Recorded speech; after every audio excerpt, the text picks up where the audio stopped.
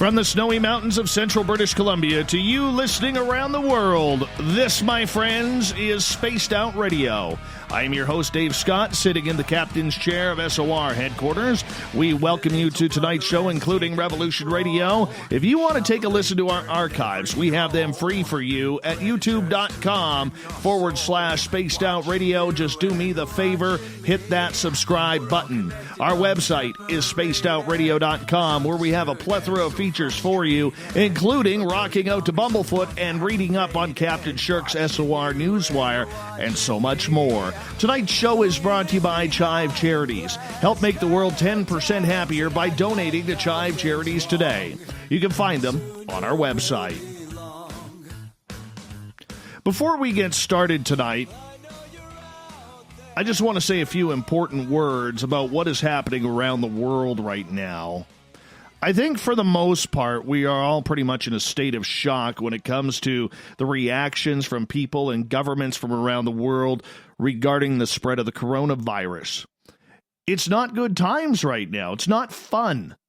And for the most part, on a personal level, what I'm seeing on social media, combined with what I've seen with my own eyes, I don't think we're heading in a proper direction right now.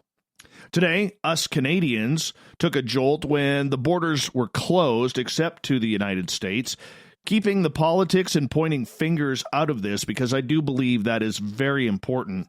We're all sitting here as global citizens wondering what is coming next. For us here at Spaced Out Radio, I want you all to know that we as a team and a business have discussed this matter. Unless something major happens, we have decided that we are not going to be discussing the topic in depth during this show. Some news articles will be read on the Newswire at the back end of every show, but we're going to do our best to steer this in a different direction. Our job is about the woo. Who doesn't love the woo? It's about UFOs, ghosts, Bigfoot, and everything in between. We think it's important to give you, our valued listeners, a break in your nights after being pounded and bombarded all day by the media. And we think it's important to give you that break in general, because social media is very, very difficult right now. People in general are very difficult. You need a break, and we are going to continue to be that break that you deserve. This world is in a place that the majority of us have never seen. It's stressful as we are all stuck on what to do. Start by caring for yourself, caring for your family and your neighbors. Don't be greedy. Be prepared to help. And as one of our listeners, Michelle, on Twitter at #SpacedOutRadio, she's a nurse, and she has stated to me and our Twitter crowd, wash your hands frequently. It's the best way to combat the spread of this disease. Keep your fingers out of your eyes, your nose, your mouth, and overall, if you're at the store, the supermarket, Costco, wherever, don't be greedy. We need people to be human right now, and it starts with you. So please share that around, because it is very important. It starts with you being human. Matt Ley has been involved in the paranormal for well over 3 decades. The United States Air Force veteran now lives in Regina, Saskatchewan, after marrying fellow paranormal investigator Alyson Ford a few years ago. The Mudutu Effect is a collaborative effort born from paranormal investigations with their group P.A.S.T. and over 35 years of research and practice in the occult and metaphysical realm. After years of frustration in watching the paranormal community literally eat its own, Matt decided to do something about it. He wrote a book called Practical Paranormal and Supernatural Investigations, a basic guide for the serious investigator. He wants to help people understand that there has to be a purpose to the paranormal investigation rather than being a weekend warrior. Then at the bottom of hour number 3, I will bring you the SOR Newswire, brought to you by Paranoia Magazine. Matt Ley, you've been on the show a couple of times before, but your wife has always joined us and ruined the party, but tonight we have this magnificent beard that you are carrying around right now. God bless you for that. How you been doing, my friend? Oh, I've been doing okay. I mean, like you said, the book evolved because I've been in and out of the hospital and doctors for the past year, and spend enough time in bed and you hear all the nonsense and you watch it. You gotta find some way of correcting it. You can't sit there and just keep grinding your teeth. You have been in the paranormal field for about 35 years.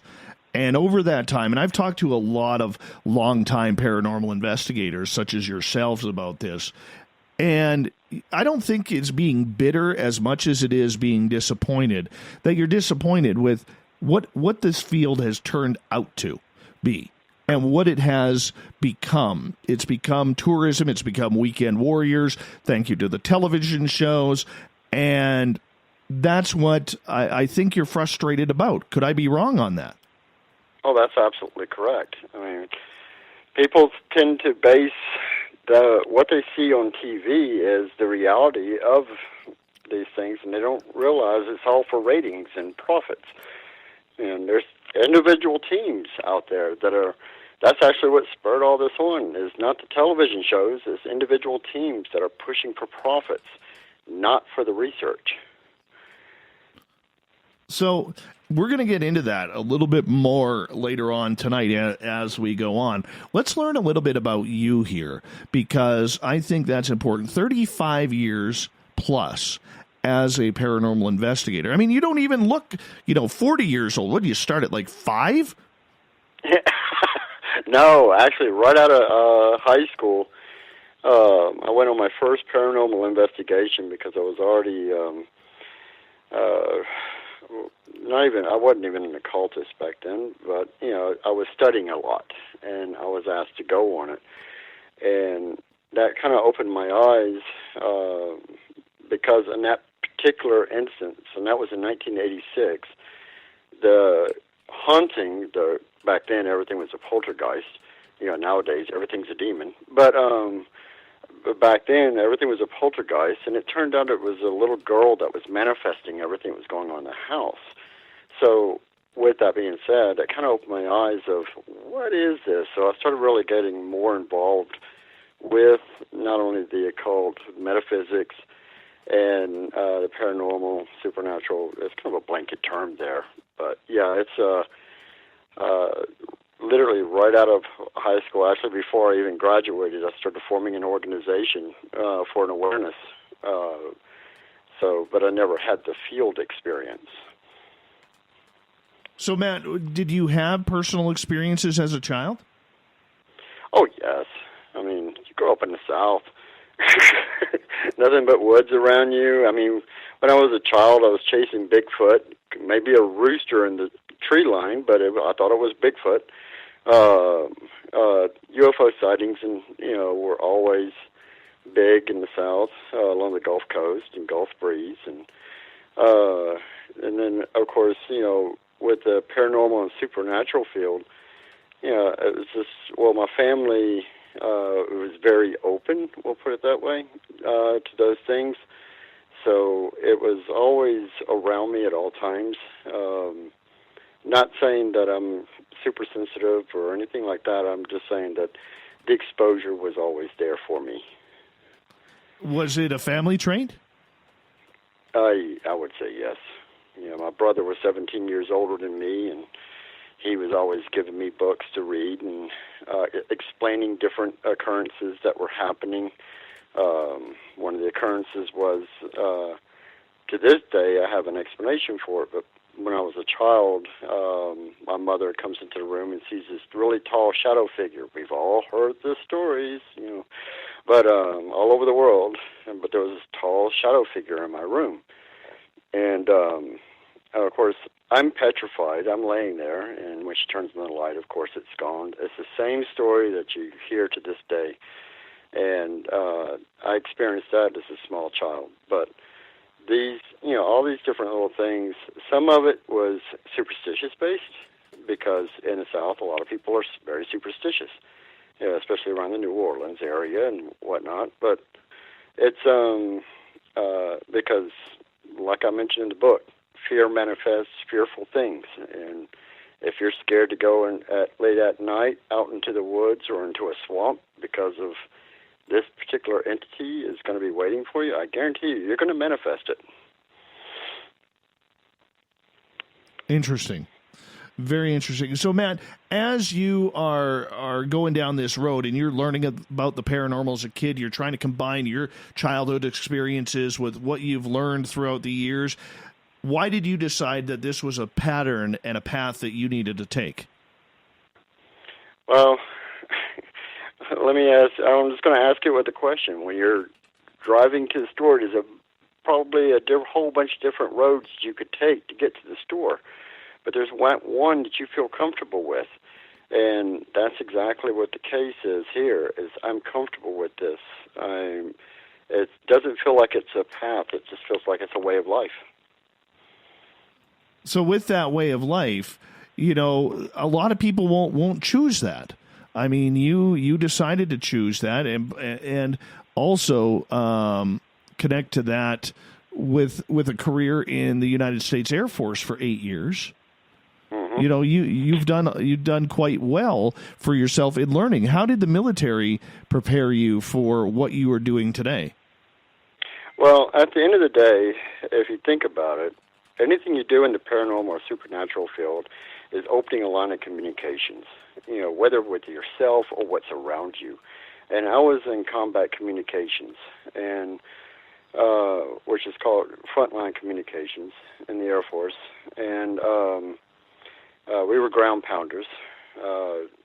Never got to fly a plane. Sorry to disappoint anybody, but all I had was sand in my boots most of the time. But I'm very proud to say. But the thing is that everything I did in the Air Force was electronics. We had to learn how to repair everything on the fly, maintain communications, and you were always meeting different cultures, and it's really no different in my eyes than what I'm doing right now. And I'm maintaining communications. I'm creating electronic products or different items, technologies, so we can explore new theories. And I say new theories loosely. A lot of these theories have been around for hundreds and hundreds of years. It's just now we have the technology to apply to them. And but meeting different cultures, meeting different, I'm not going to say the word entities, because not everything in a paranormal investigation is an entity. So, but you have to have that open-mindedness to be able to approach whatever's there. When you're going into another country or in a volatile situation, you can't sit there and be scared out of your mind. It's not productive, and they can see the fear in your eyes, and they'll feed off of it. So it's no different when you're sitting in the dark with a K2 meter and whatever equipment you choose to have, but it's honestly no different. And later on in the years, the Air Force decided to make me a pagan liaison for 3 different bases so that I could bridge that gap between other metaphysical, and I'm using that term very blanket, metaphysical groups to not conform, but to make sure that we could bridge that gap in between those different practitioners on the base, and they can still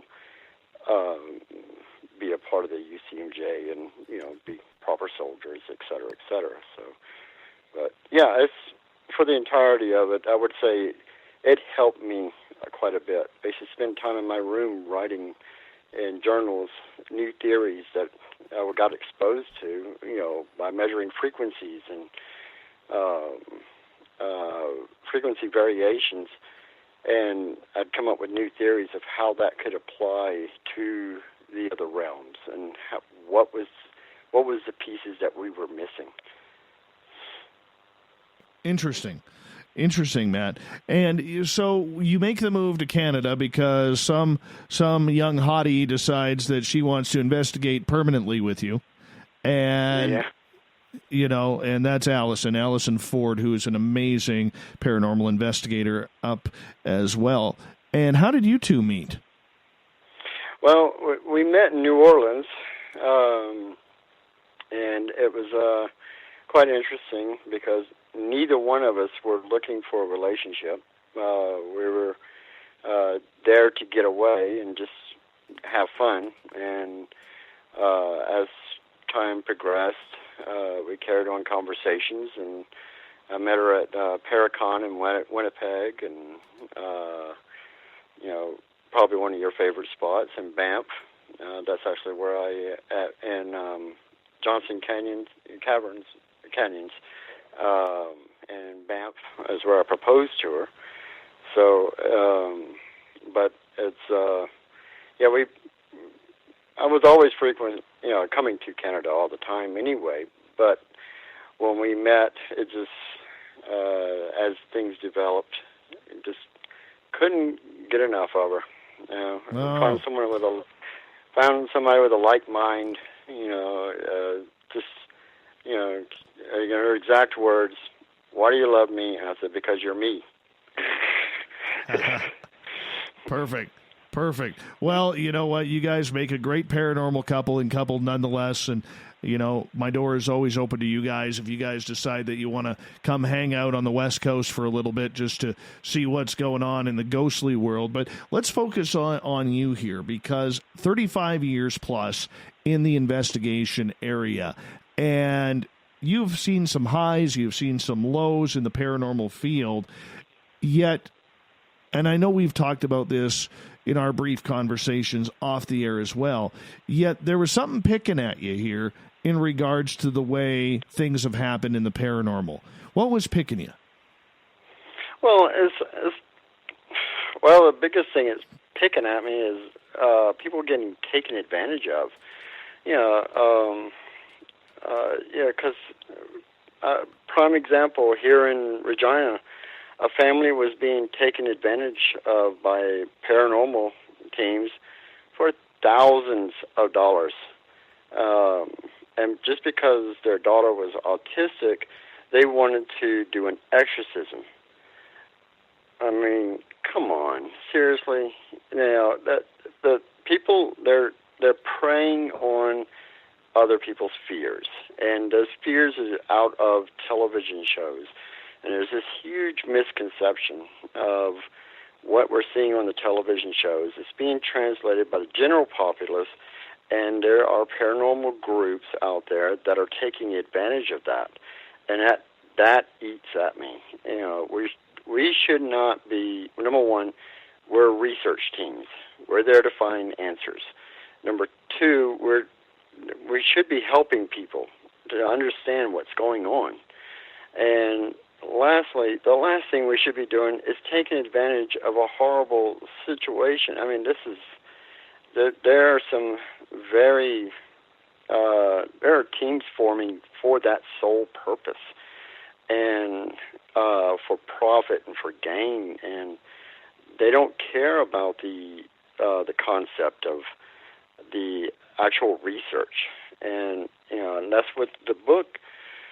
Yeah, it explains things in a one-on-one basis for a paranormal investigator, but for the person that's sitting at home says, I think I may have a ghost, or I may have this going on, or I may have multidimensional situation, the book is actually designed around cautioning them from people preying on them. So, because there are those vultures that are circling around, and they want to fly underneath the flag of, I'm a paranormal investigator. And that's a big one. That's where a lot of people are very much losing trust, faith of what is going on in this field. As we've got about 3.5 minutes before we go to break at the bottom of the hour, Matt Ley is our guest tonight.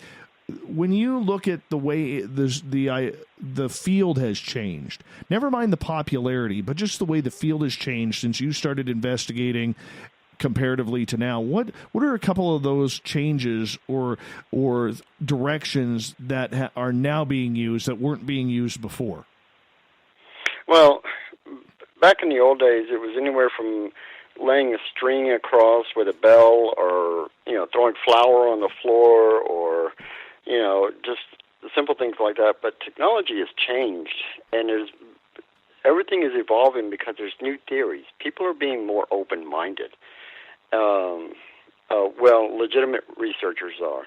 And so they're exploring new theories and applying new technologies to that. But at the end of the day, like we said off air, the best tool on any investigation is yourself. But we want more validation and more answers, because not everything is a ghost. I hate the term ghost hunter, and I've said that like 1,000 times in the book. I cannot stand that. I'm a researcher. I'm an investigator. Well, the problem in this field, though, Matt, is the way people self-title in this field, whether it's the paranormal, UFOs, Bigfoot. Do we even know what the word researcher means when it comes to these fields? Because everybody's all hot to trot for a title. Oh, yes, absolutely. A title really carries nothing. It's your actions. And everybody wants to be, and I'm going to use Alyson's quote, and I used it in the book, are you an enthusiast, or are you going to be a researcher, investigator? Because there's a big difference. So what's the difference, as we got about a minute and a bit here? Okay, an enthusiast is someone that watches the shows and says, God, I want to do that. I want to do that. That looks like something I would really be into. But they don't realize how much is involved. It could be up to 3 weeks. You may spend 14 hours on an investigation, but there's all the prep time before the investigation, the follow-up, the research after it, the new theories that you came up with. It's a continuous cycle. And maybe you have to go back and follow up with another investigation just to prove your theory's wrong. Right. Absolutely. As I wipe out everything on my desk here. So how many times do you usually go back on an investigation? It depends. Sometimes it's a pretty quick closure, and then there's some locations we've been back 3 or 4 times with the P.A.S.T team. Really? Yeah. Is it always different? No. What is important is that you end up with a control. You have an environment where you know how things react. Right. If you come back with a new theory and a new way to maintain communication, then and get more answers, then you know what to expect and how to build on that. So, right. Matt, I'm going to get you to hold on right there, because we are going to go to break at the bottom of the hour. Matt Ley, brand new book, Practical Paranormal and Supernatural Investigations, a basic guide for the serious investigator, next on Spaced Out Radio. Stay tuned.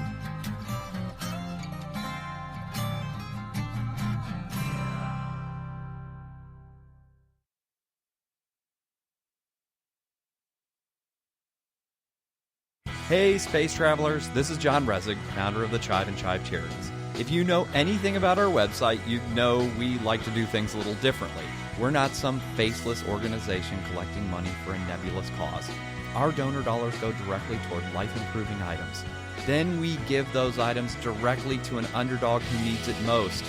To become a donor with Spaced Out Radio's official charity, Chive Charities, just go to chivecharities.org/donate. From the heartlands of Canada to beards around the world, we know how to take care of you. Fill your follicles with the Mighty Moose Beard Oil. All our oils and balms are handmade and 100% natural ingredients because we care about your beard. And hey, use the promo code SOR2019 and get your Mighty Moose Beard Oil today. You can check us out on our website, mightymoosebeard.com.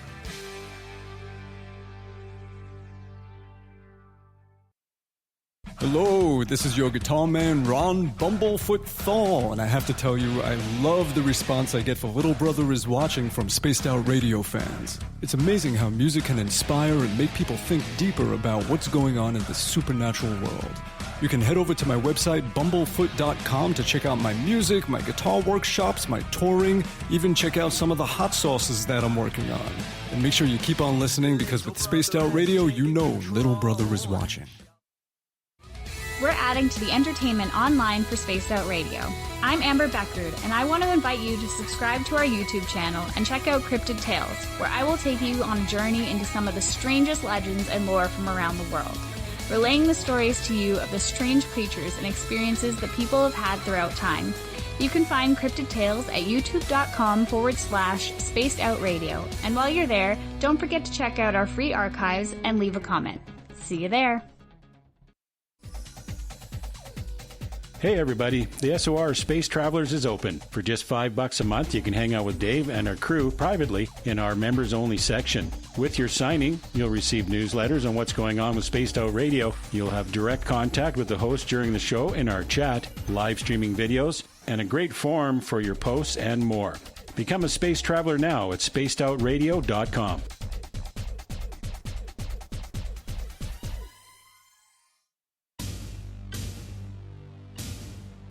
You wanted new SOR gear, and now you can have it. The SOR Vault is fully stocked with t-shirts, hats, hoodies, mugs, and everything in between, with great logos for you to choose from.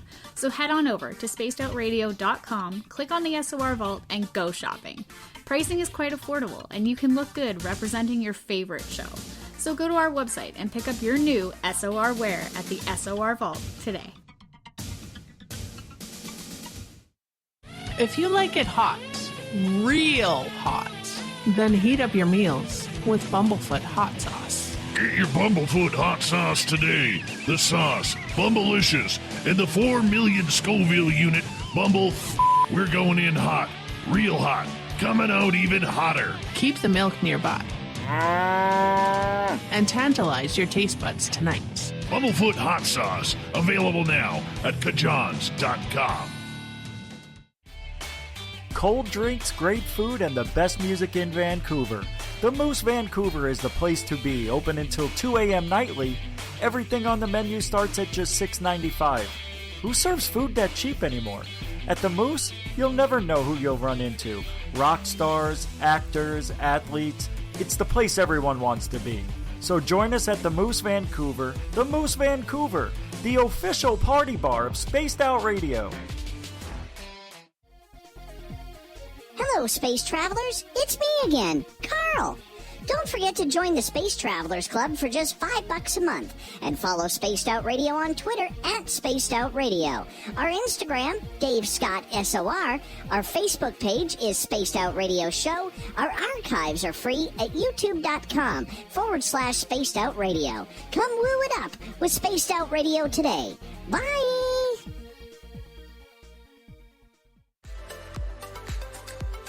Are you looking for great advertising value for your company? Look no further than Spaced Out Radio. We have a multitude of places to get your name out there, including commercial ads during the show, special promotions, and banners on our website. Our audience is proven to support the companies that support our show. We can make your budget work for you. So for more information, please contact us at sales@spacedoutradio.com. At spacedoutradio.com, we are keeping you up to date on all the news with the SOR Newswire. Captain Shirk leads the team that is bringing you the news of the day and exclusive stories on everything paranormal and supernatural. It's free to read, it's updated daily, and it's right there for you. The SOR Newswire is a one-stop shop for the news of the day.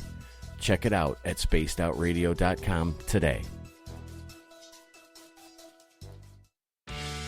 Need that weekend supernatural fix? Look no further than Spaced Out Saturday right here at spacedoutradio.com. I'm Stacey Edwards. And I'm John Edwards. Each Saturday night, Stacey and I are going to bring you the best in paranormal, cryptids, UFOs, you name it, and we're going there. It's all about the experience and to share the knowledge with all of you. So tune us in every Saturday night on Spaced Out Saturdays, starting at 9:06 p.m. Pacific, 12:06 a.m. Eastern, only at spacedoutradio.com.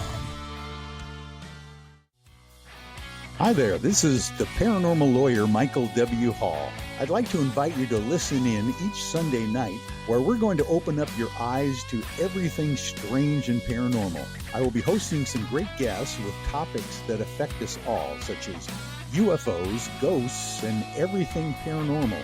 Let's learn together on Spaced Out Radio Sunday with myself, Michael W. Hall, the paranormal lawyer at spacedoutradio.com.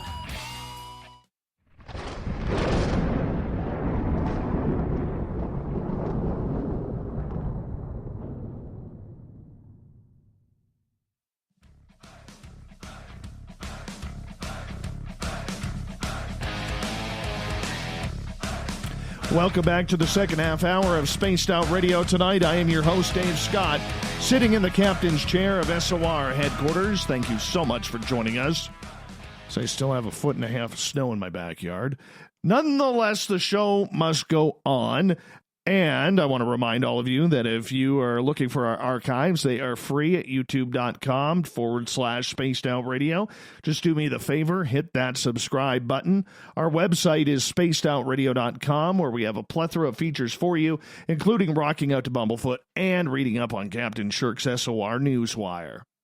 Tonight we are talking with author and paranormal investigator Matt Ley. He's got a great book out called Practical Paranormal and Supernatural Investigations, a basic guide for the serious investigator. Matt, thank you so much for joining us. Really appreciate it. Always a pleasure. Absolutely, my friend. Absolutely. Thank you so much. Hey, I want to ask you, in regards to this book, Practical Paranormal and Supernatural Investigations, a basic guide for serious investigator. This is 35 plus years of investigations of do's and don'ts. Why is it important for people to have this book if they're involved in the paranormal? Well, if you notice, I kept it short and sweet, because that's what people need. They don't need the sugar-coated nonsense that is floating out there. There's a few books that are floating out there, and one of the best books that I've ever read was, oh my gosh, I think it was like 1982 when I picked it up. And it was pretty much of the layman terms, just the basics. And that book inspired me beyond comparison. It covered ufology and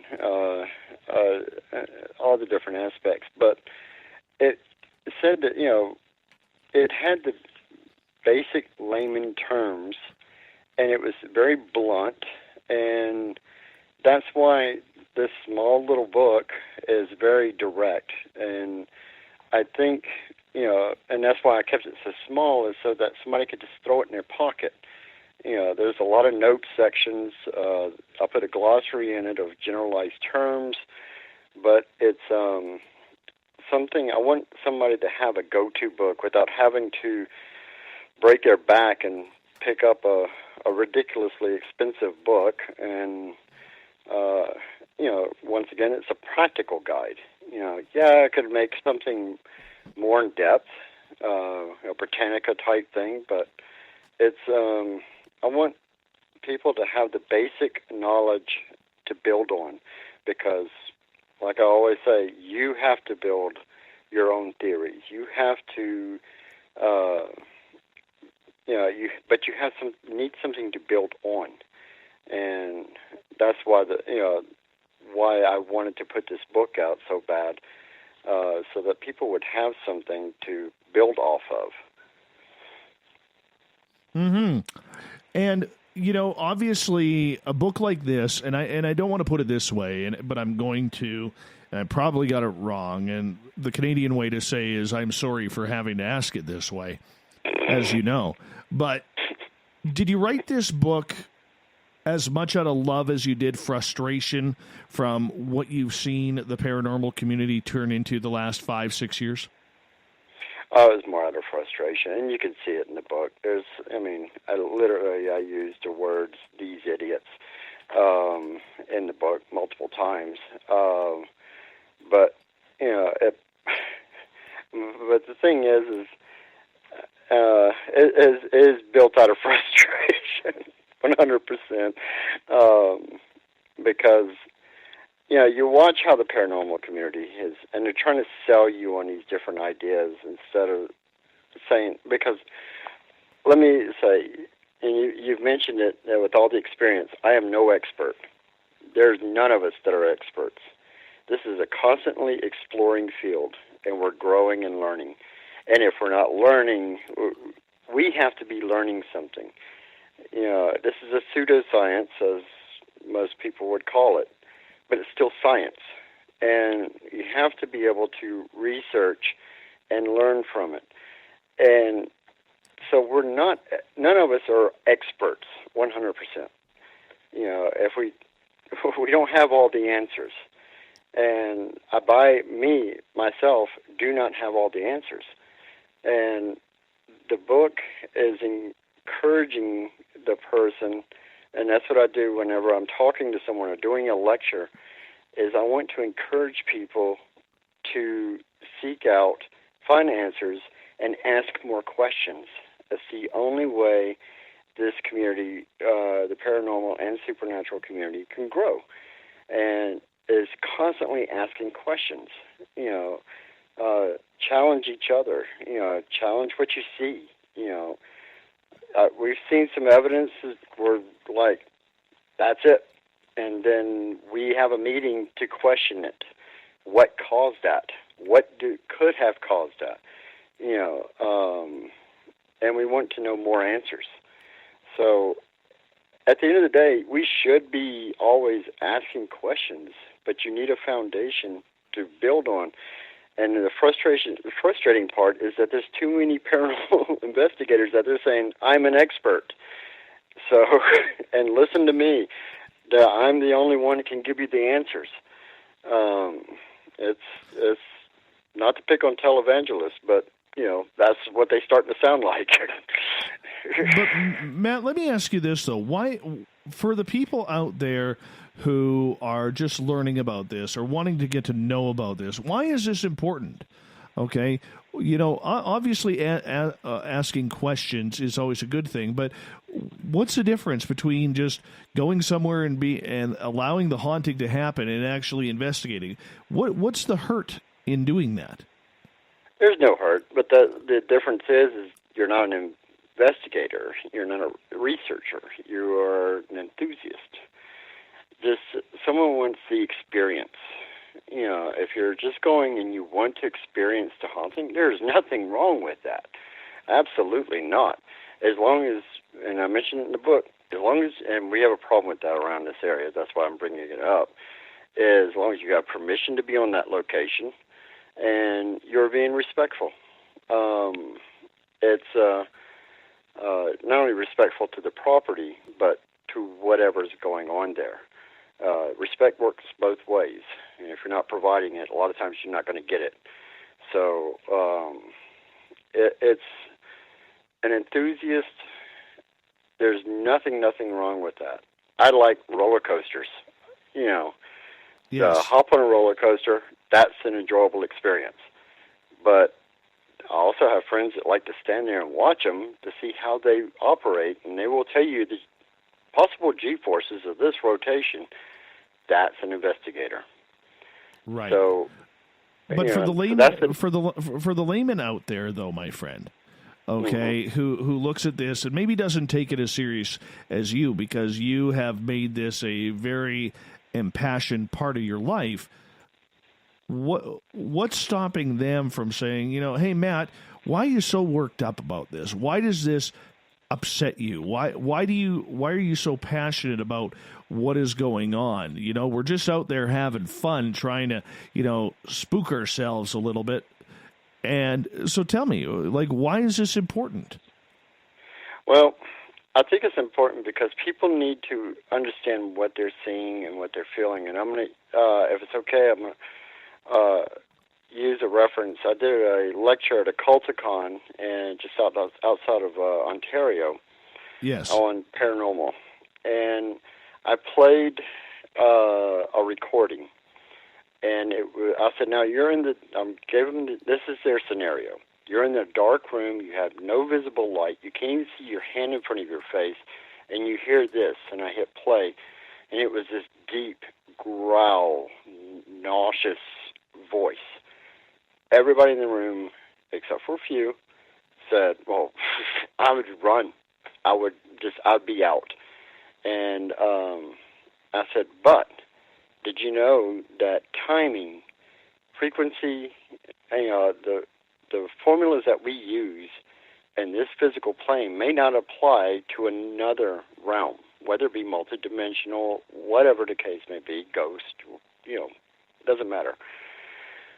The concept here is when I played it in the current timing that it's supposed to be, it was my voice saying, hi, how are you?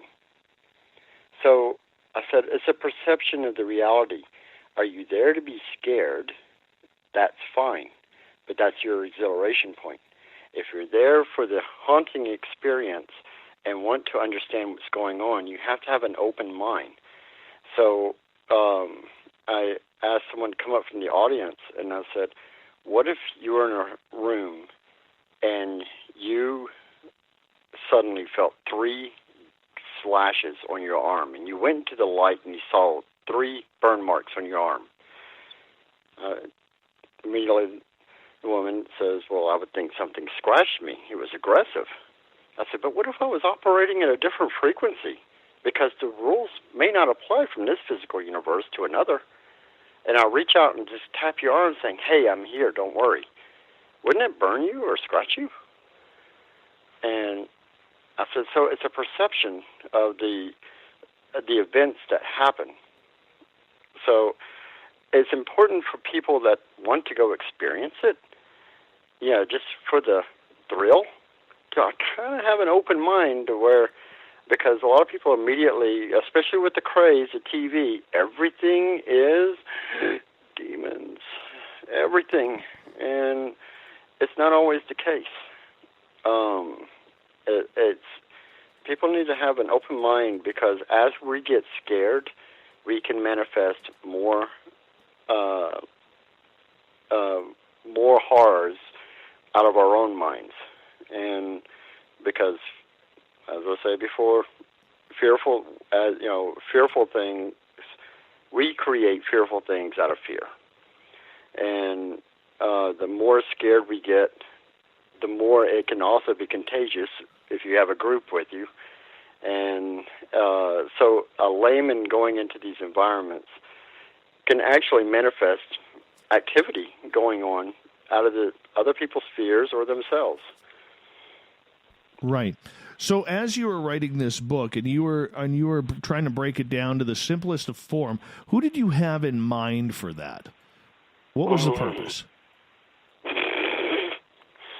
Well, I don't want to mention TV shows specifically, but we'll say one of the examples I actually give in there, and this one drove me absolutely batty.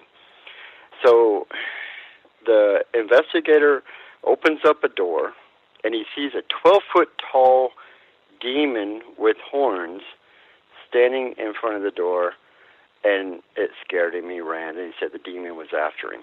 And everybody, so many people bought into this. And they were, just, oh my gosh, this is horrible. This is, okay, number one, stop. The door is, 7 feet tall? And he saw a 12-foot demon in the door. The perception of this is already off. Okay, he said he saw horns. Majority of your ancient texts depict either an angel or an entity with horns. So that's number one. That should be the holy crap factor. So at the breakdown of it, you saw something shadowy. Okay, that I'll accept. Now research it. What was it? But to immediately label it as a demon, which vast majority are doing, I've gotten a slew of texts and from the Mudutu Effect page and emails saying I have a demon in my home, because people are getting wrapped up in these shows because of this particular show that I'm talking about. Because everything's a demon. Everything's not a demon, and and not everything's a ghost, and it's because of that panic and fear, people get wrapped up into it because it's not their fault. It's the only information they're being fed. So, I could go on ranting for hours on that one, but it's, the important part is the information that's being made available to the general public is for entertainment purposes only, and unfortunately they can't see that because they see it as a reality show. Well, that's not reality. Well, it is for ratings, though. I mean, let's face it. Oh, absolutely. It is strictly for for money-making purposes. That's why they do it, and they've got... And I think we're pretty much all, don't have to be Inspector Gadget to figure out which show you're talking about here. But I mean, the idea behind it all is just the fact that there are people out there who absolutely love that show for one reason or another, and I can understand and I feel for your frustration. I have it too. I completely have it too. And unfortunately, though, the ratings say different. And unfortunately, it's the ratings that are going to continue to contribute to this, if we could call it that, a mess of what they have made out of the paranormal. Now, I mean, the unfortunate part about it is there is no education to this, Matt. There is no real understanding, very few rules, very few guidelines. Have you come across people since you've written this book who have said, who the heck do you think you are, Matt, trying to tell me how I should or should not investigate? Well, I've been fortunate so far. I did a book signing in Regina, and I actually thought I was going to have to put up chicken wire from the Blues Brothers scene to keep the bottles from hitting me, but it actually went very well. I've had only just a few minor backlashes, but I don't know if it's how I explain it. I thought I was being very rude, to be quite honest with you, because I didn't sugarcoat it, and I didn't,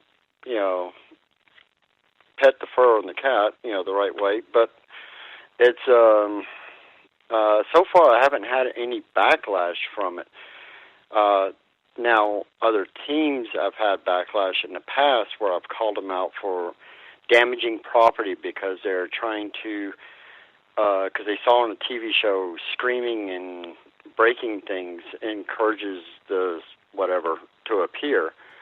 I've called them out on stuff, and they got upset with me. But because of the book itself, no, I haven't had any backlash yet.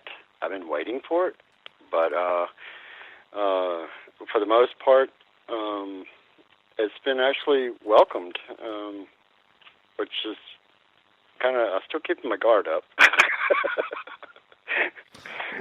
No, but that's important to ask because, I know when I have put such subjects up for my thought of the day on my Facebook page and Twitter, I have had a number of paranormal investigators when I've asked, should there be a rule book? Should there be a guideline? Should there be a governing association? A number of people have come out staunchly steadfast against that because they feel, who are you to tell me how I should or should not investigate?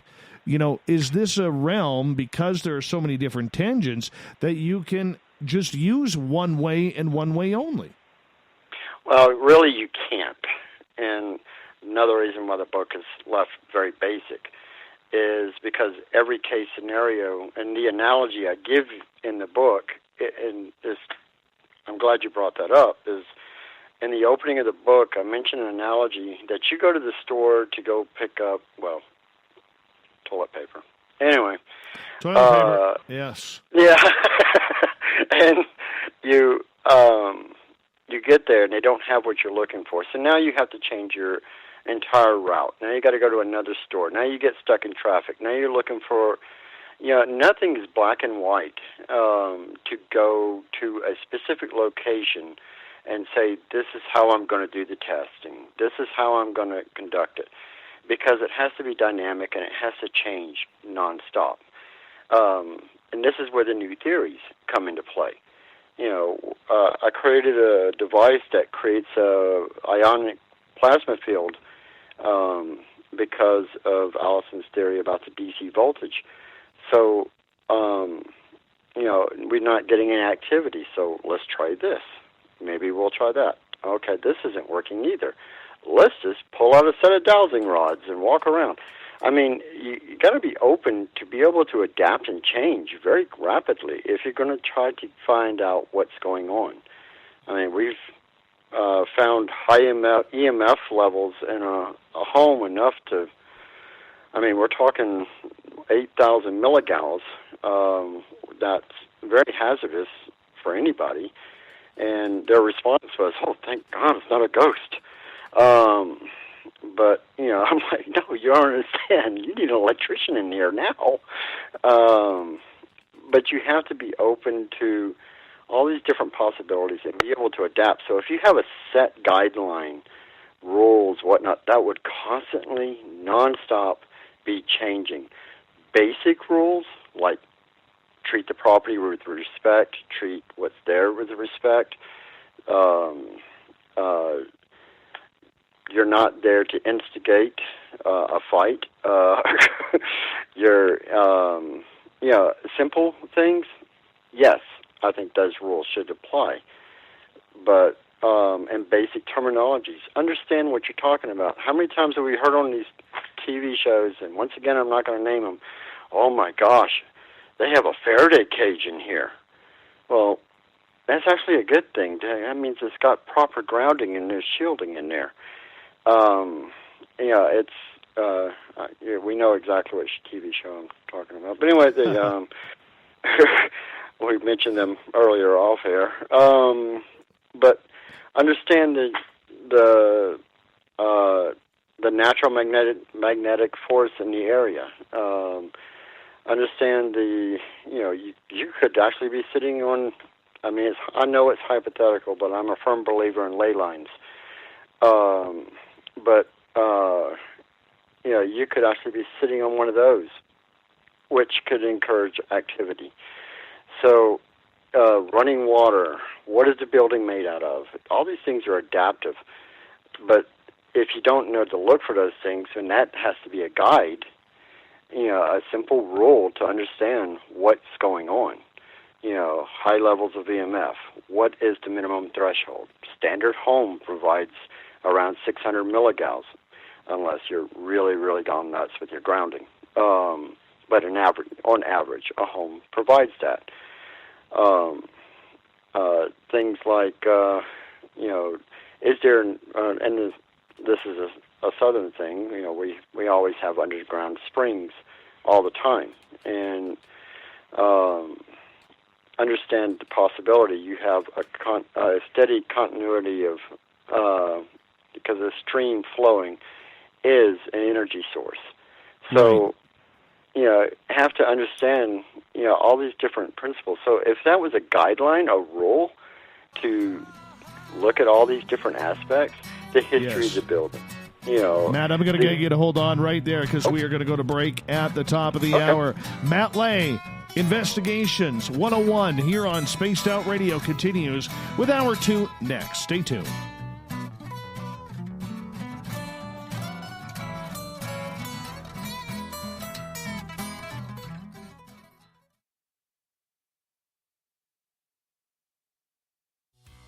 We're taking Sunday nights out of this world on Spaced Out Radio. This is Michael W. Hall, also known as the Paranormal Lawyer. Together, we're going to go on an exciting journey into the unknown. I'm going to bring you some of the best interviews in the paranormal and supernatural to start your new week off on a freaky note. So tune in to Spaced Out Sundays with me, Michael W. Hall, only on spacedoutradio.com. Hello, space travelers. It's me again, Carl. Don't forget to join the Space Travelers Club for just $5 a month and follow Spaced Out Radio on Twitter at Spaced Out Radio. Our Instagram, Dave Scott SOR. Our Facebook page is Spaced Out Radio Show. Our archives are free at youtube.com/Spaced Out Radio. Come woo it up with Spaced Out Radio today. Bye!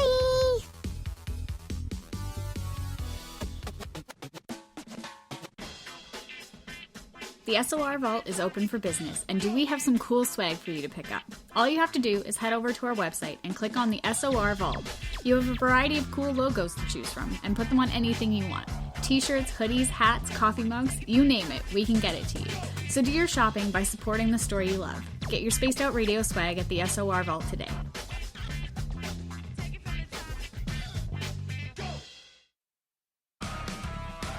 Get your horns up with me on Spaced Out Radio. This is Ron Bumblefoot Thal. Come tune in to SOR where you can hear me rock out with Little Brother is Watching, the official theme song of Spaced Out Radio. And then come on over to bumblefoot.com where you can find out about my tour schedule, my music, and everything else. Bumblefoot.com keeps you up to date on what I'm doing and the best way to stay in touch with my music and music camps. Sign up for my newsletter at bumblefoot.com and remember, Little Brother is watching. We all know on Spaced Out Radio we love a good beard and mustache, so why not take care of your facial hair with Mighty Moose Beard Oil? Made in Canada, we're taking care of beards and stashes around the world.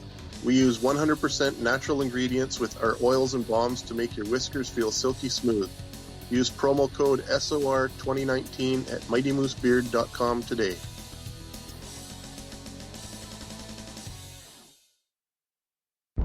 Are you intrigued by Paranormal Talk Radio? You'll love the new Paranormal Radio app from TalkStream Live. You'll find a great selection of talk shows covering UFOs, ghosts, strange phenomena, and much more. Download the Paranormal Radio app now and start listening to the very best in paranormal talk entertainment, including the network you're listening to right now, the Paranormal Radio app, free in Google Play and the iOS App Store. Are you an experiencer of something strange that can't be explained? Do you want help finding out what's going on? I'm Ryan Stacy, head of the Experiencer Support Association, otherwise known as TESA. We've teamed up with Spaced Out Radio to investigate cases filled out in the SOR Sightlines report. We are independent and there's no cost to what we do. All we need is your experience. Let's find out what's happening together on the SOR Sightlines report. Hey everyone, I'm John Edwards. And I'm Stacey Edwards. Together we're taking over Saturday nights on Spaced Out Radio, where we're going to bring our own experiences of the paranormal and talk to the best people we can find to help bring you answers to your strange tales. We're here to entertain your need for weekend woo! So tune us in at spacedoutradio.com starting at 9:06 Pacific, 12:06 a.m. Eastern, where we can all get a little spooky together. Spaced Out Saturday nights right here at spacedoutradio.com. Visit purpleplates.com today. For over 40 years, the Purple Energy Plates have been delivering amazing results for their many customers. Inspired by the great genius Nikola Tesla, the harmony, healing, and energetic effects of the plates have proven over and over to be beneficial and often miraculous to thousands of customers. Check their site for daily specials and choose from their many energy products. You won't be sorry. Visit them today at purpleplates.com. For the price of 1 cup of coffee a month, you can become an SOR Space Traveler. The Space Travelers Club is a place where you can interact with other listeners, either live during the show or on our great forum. We want your stories, pictures, comments, and ideas. You'll get live video streams, exclusive content, and be a part of our newsletter. Stay in touch with everything SOR. The Space Travelers Club is just $5 a month at spacedoutradio.com.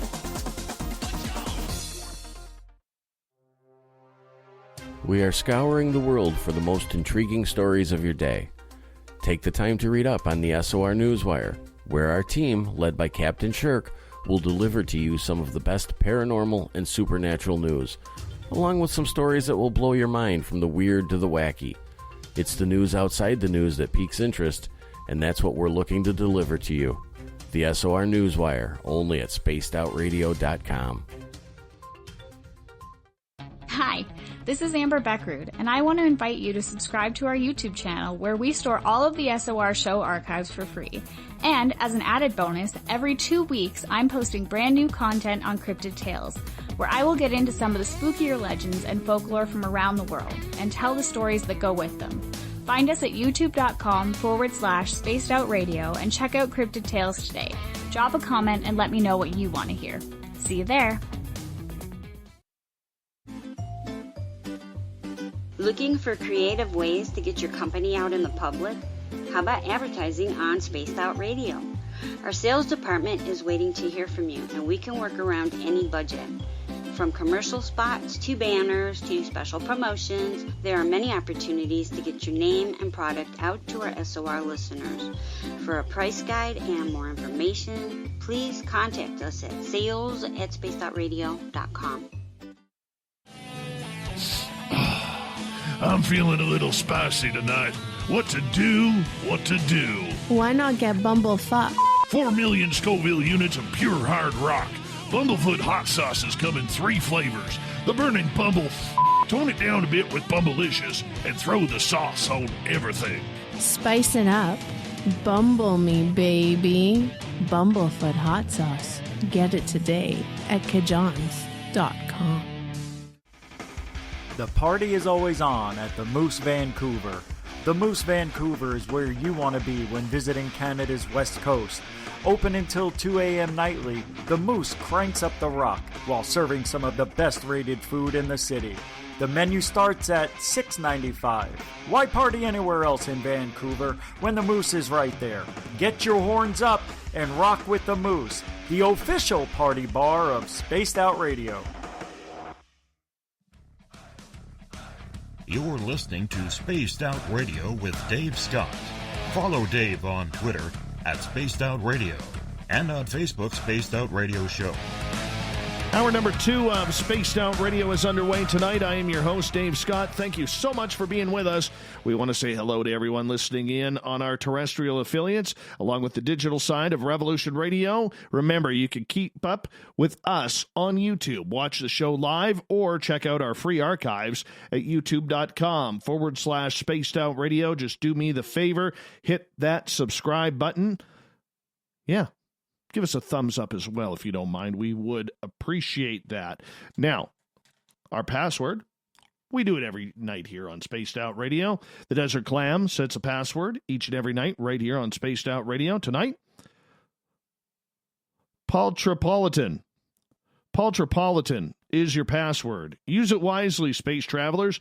As the Clam sets a password each and every night right here on Spaced Out Radio. Our website is spacedoutradio.com. We got a plethora of features for you, including rocking out to Bumblefoot and reading up on Captain Shirk's SOR Newswire and so much more. Tonight we are talking with paranormal investigator Matt Ley. He is based out of Regina, Saskatchewan, and we got to say thank you to him for serving for 8 years in the United States Air Force. He is a proud veteran. Matt, we'll give you a clap for that.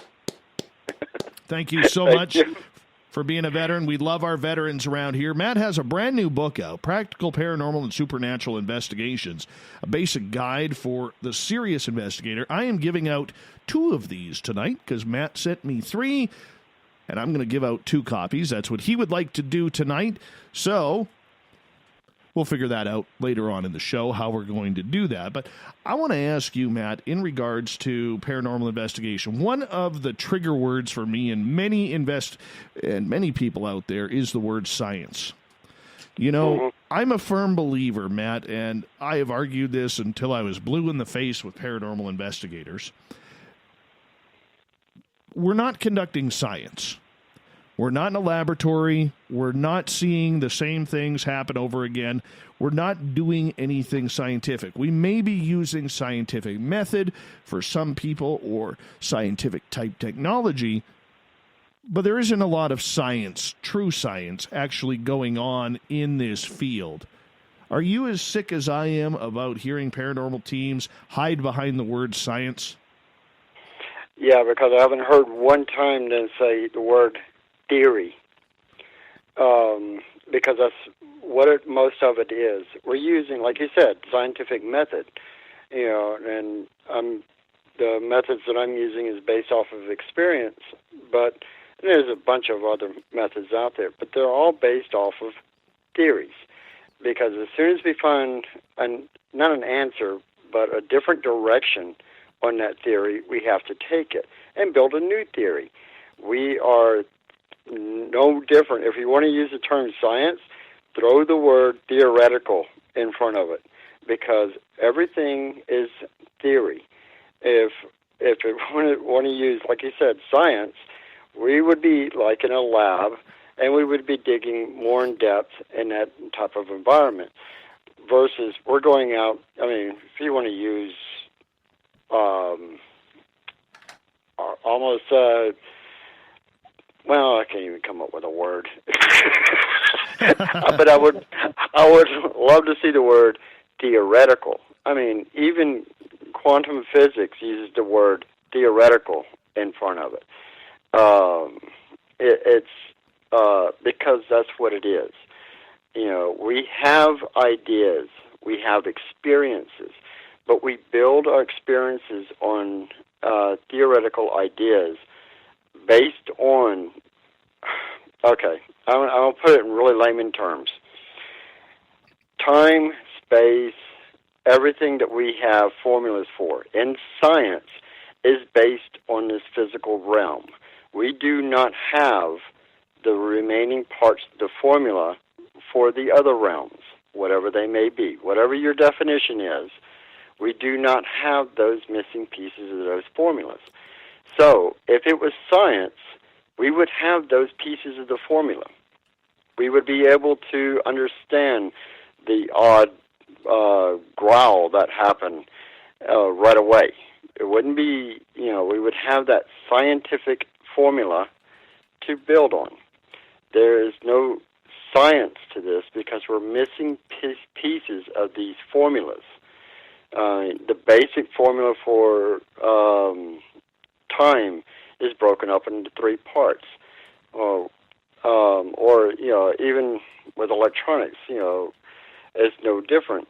But because we're dealing with, you have to have an open mind of a multidimensional being, or maybe these are,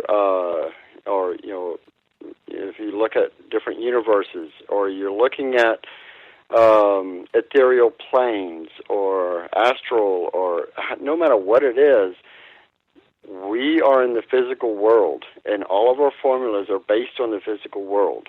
So we cannot use our science for those realms because we don't know what those applications are. So if you ever want to throw up an argument of science being used, ask them what their formula is, because they can't give it to you.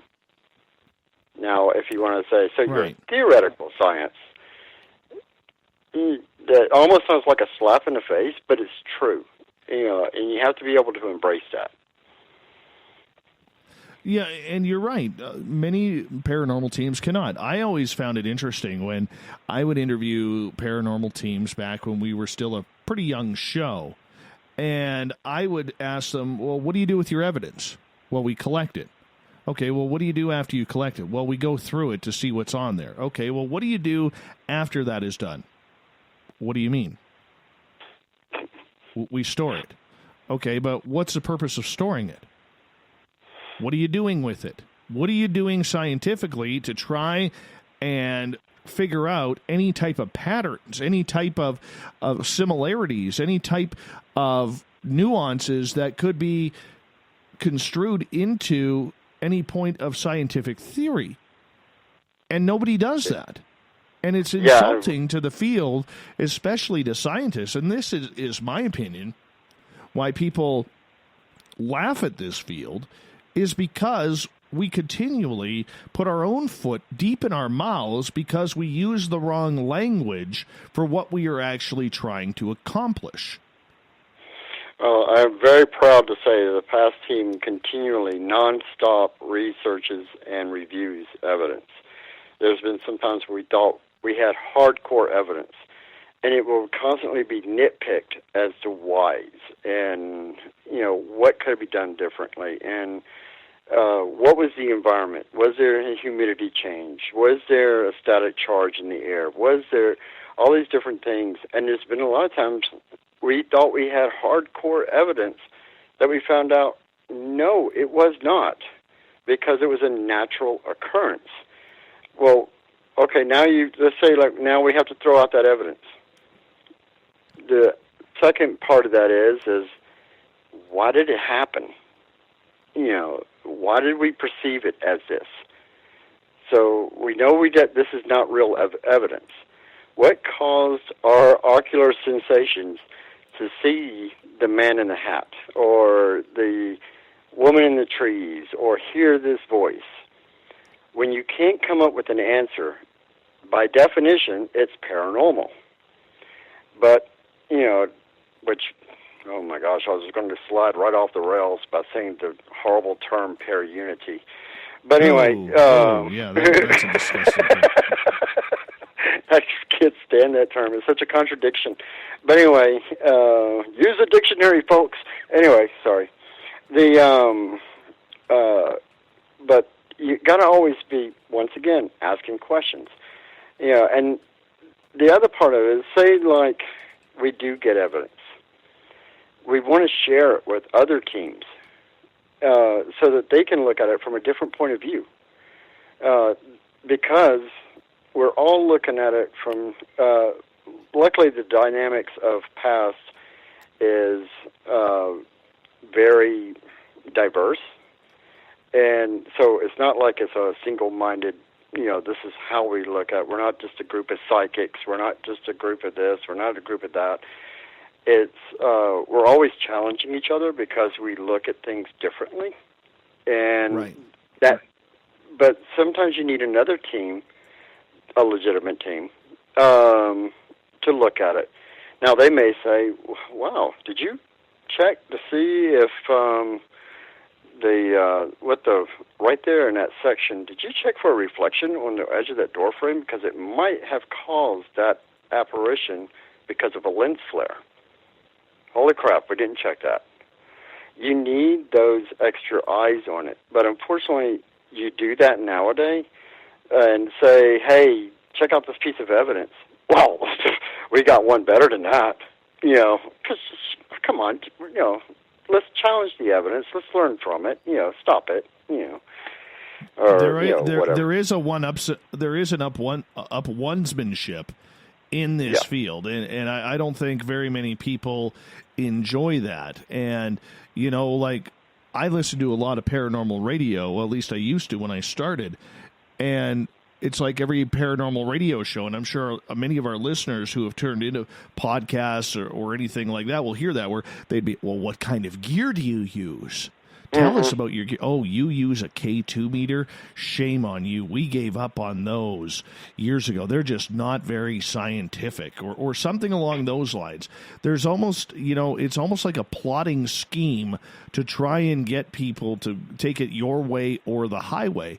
And that is a very difficult task for a lot of people, Matt, because we don't know what the right way is. And yet so many people out there, Matt, are afraid to admit that their way may not be the right way. Is that pure ego, or is that just the fact that they are so convinced that their way works for themselves? Well, I mean, it's kind of like talking to a Chevy owner versus a Ford owner. They're not going to bend. Unfortunately, I mean, they're going to argue the point their car is better, no matter what. Even though they had probably got the same engine from the same plant, but people tend to get in their comfort zones and don't want to get out of it. And they want to say that my way is the right way and, whatnot. There is no right way to it. And you are absolutely correct. People, in every one of my lectures, I tell everybody they are the best tool. I don't care about all the fancy gadgetry, and I kind of review it in the book, touch it briefly on some of the cautions of the gadgetry, what its primary purpose is. If you understand what the primary purpose is, then you can use that to your benefit. But if somebody says, walk around with this K2, I've seen this on investigations, people walk around with K2 meters like they're wearing a red shirt in an episode of Star Trek waiting to die. I mean, it's just hilarious to watch this, but because they think it's going to fend off whatever's in the dark, but they don't look at what the purpose of it is, or EMF pumps. Oh my gosh, I'm sorry if anybody loves using an EMF pump. Electromagnetic frequencies.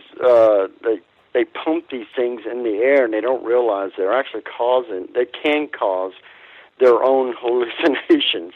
High levels of EMF can disrupt the beta and the theta waves of the brain.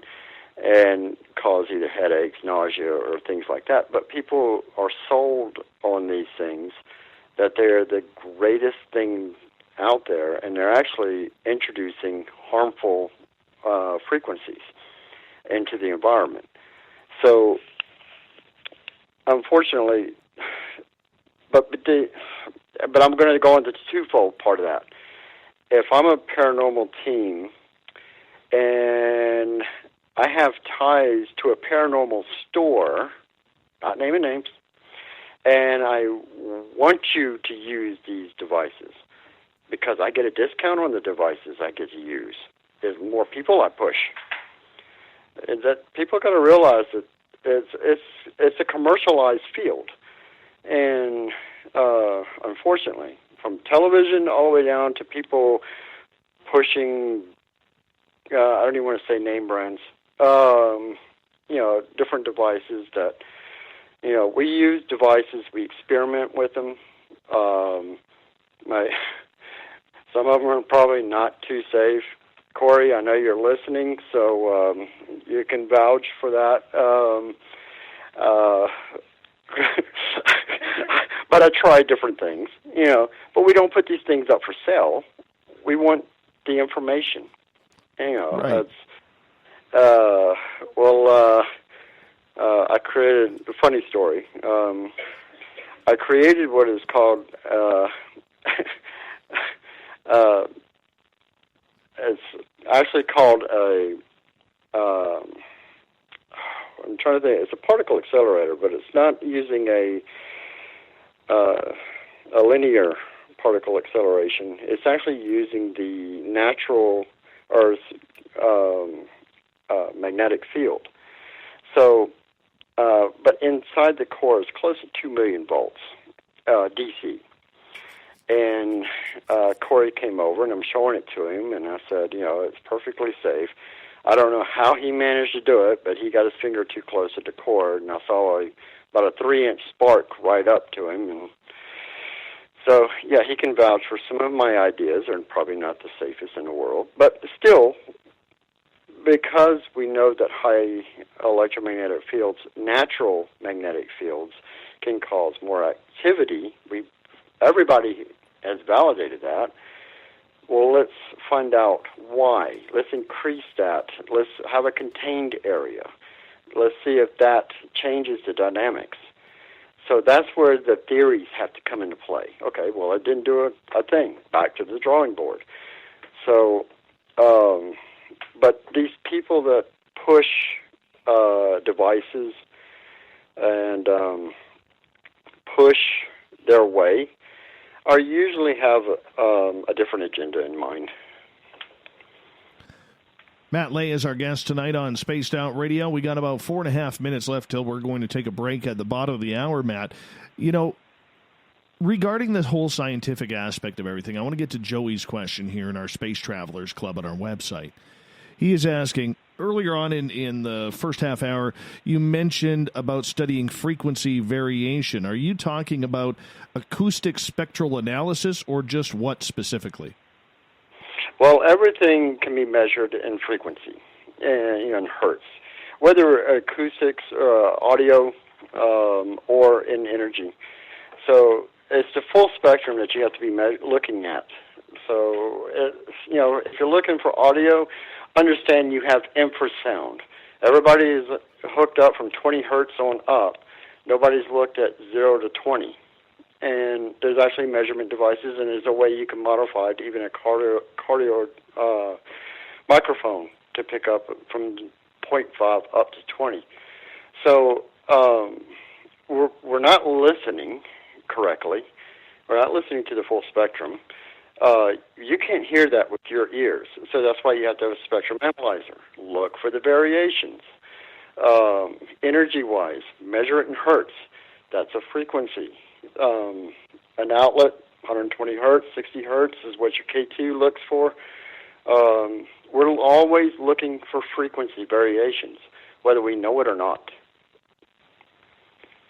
All right, let's continue on here. In regards to the scientific aspect of everything, what should we be looking for? And we may have to take this into the next half hour as well. But what's the purpose? What are we supposed to be looking for in this? Because my thinking of it is we have this all-important question, Matt. Is there life after death? Because that is the one question that is going to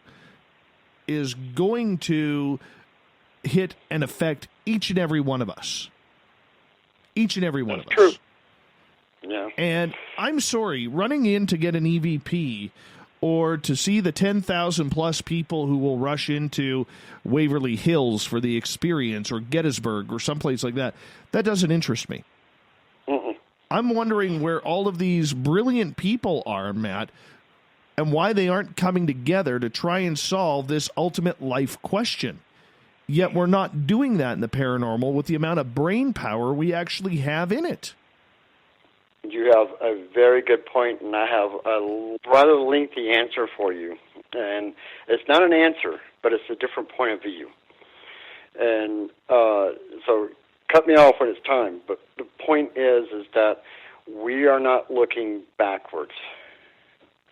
Now, it sounds kind of ironic, don't it? You know, we're talking about coming up with new different theories and whatnot, but we're not looking backwards.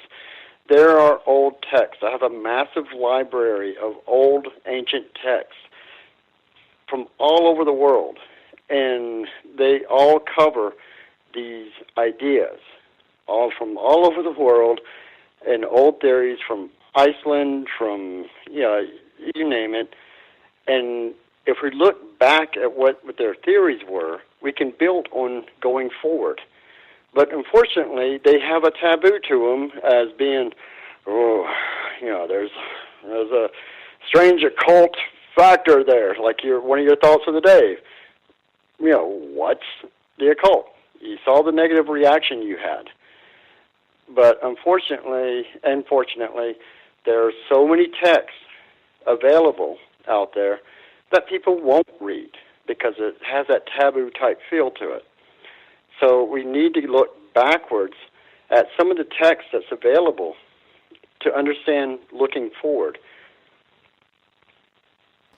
I can understand that, and we're going to get more into that when we come back from the break, because I think we've run out of time at this bottom juncture here to even try and tackle such an important type topic. But I really do believe that.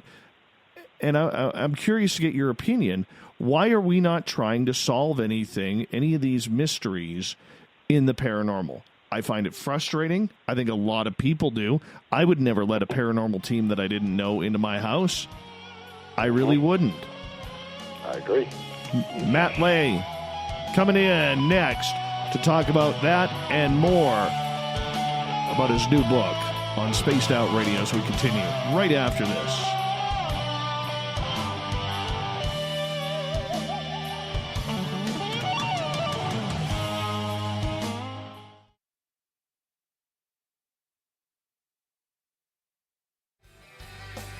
From the heartlands of Canada to beards around the world, we know how to take care of you. Fill your follicles with the Mighty Moose Beard Oil.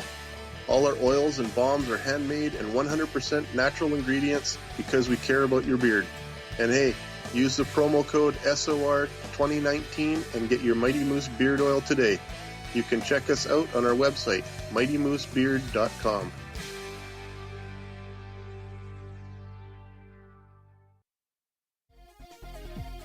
Hello, space travelers. It's me again, Carl. Don't forget to join the Space Travelers Club for just $5 a month and follow Spaced Out Radio on Twitter at Spaced Out Radio. Our Instagram, Dave Scott SOR. Our Facebook page is Spaced Out Radio Show. Our archives are free at youtube.com/Spaced Out Radio. Come woo it up with Spaced Out Radio today. Bye! Hello, this is your guitar man, Ron Bumblefoot Thor, and I have to tell you, I love the response I get for Little Brother is Watching from Spaced Out Radio fans. It's amazing how music can inspire and make people think deeper about what's going on in the supernatural world. You can head over to my website, bumblefoot.com, to check out my music, my guitar workshops, my touring, even check out some of the hot sauces that I'm working on. And make sure you keep on listening, because with Spaced Out Radio, you know Little Brother is watching. If you like it hot, real hot, then heat up your meals with Bumblefoot hot sauce. Get your Bumblefoot hot sauce today. The sauce, Bumblicious, and the 4 million Scoville unit Bumble.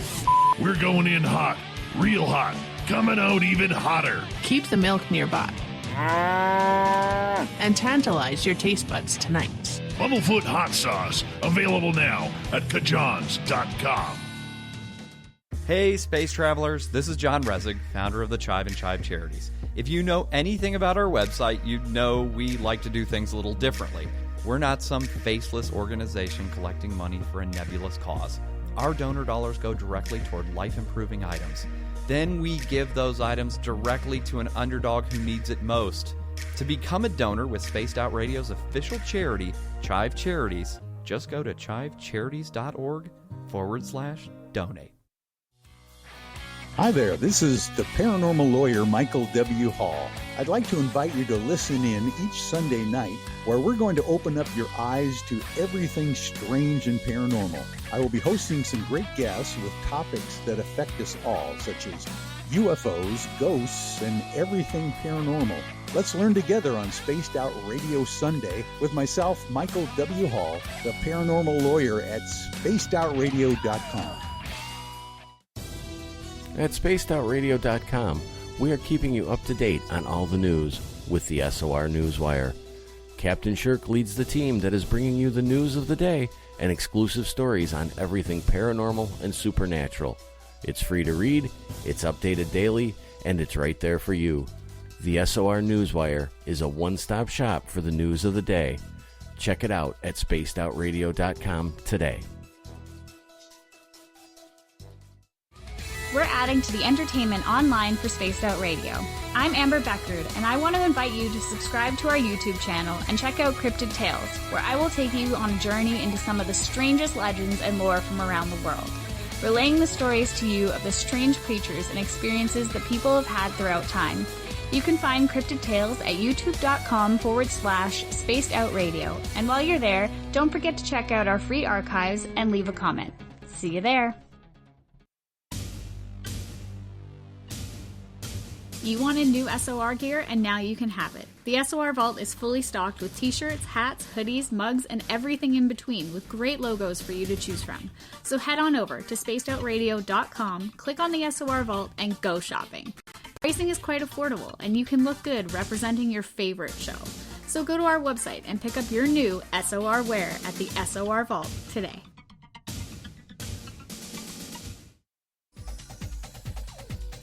Hey everybody, the SOR Space Travelers is open. For just $5 a month, you can hang out with Dave and our crew privately in our members-only section. With your signing, you'll receive newsletters on what's going on with Spaced Out Radio. You'll have direct contact with the host during the show in our chat, live streaming videos, and a great forum for your posts and more. Become a space traveler now at spacedoutradio.com.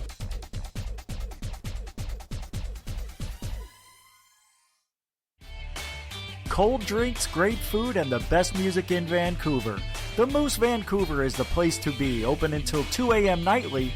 Everything on the menu starts at just $6.95. Who serves food that cheap anymore? At the Moose, you'll never know who you'll run into. Rock stars, actors, athletes. It's the place everyone wants to be. So join us at the Moose Vancouver, the official party bar of Spaced Out Radio. Are you looking for great advertising value for your company? Look no further than Spaced Out Radio. We have a multitude of places to get your name out there, including commercial ads during the show, special promotions, and banners on our website. Our audience is proven to support the companies that support our show. We can make your budget work for you.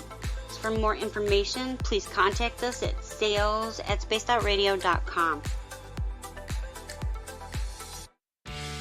Need that weekend supernatural fix? Look no further than Spaced Out Saturday right here at spacedoutradio.com. I'm Stacey Edwards. And I'm John Edwards. Each Saturday night, Stacey and I are going to bring you the best in paranormal, cryptids, UFOs, you name it, and we're going there. It's all about the experience and to share the knowledge with all of you. So tune us in every Saturday night on Spaced Out Saturdays, starting at 9:06 p.m. Pacific, 12:06 a.m. Eastern, only at spacedoutradio.com.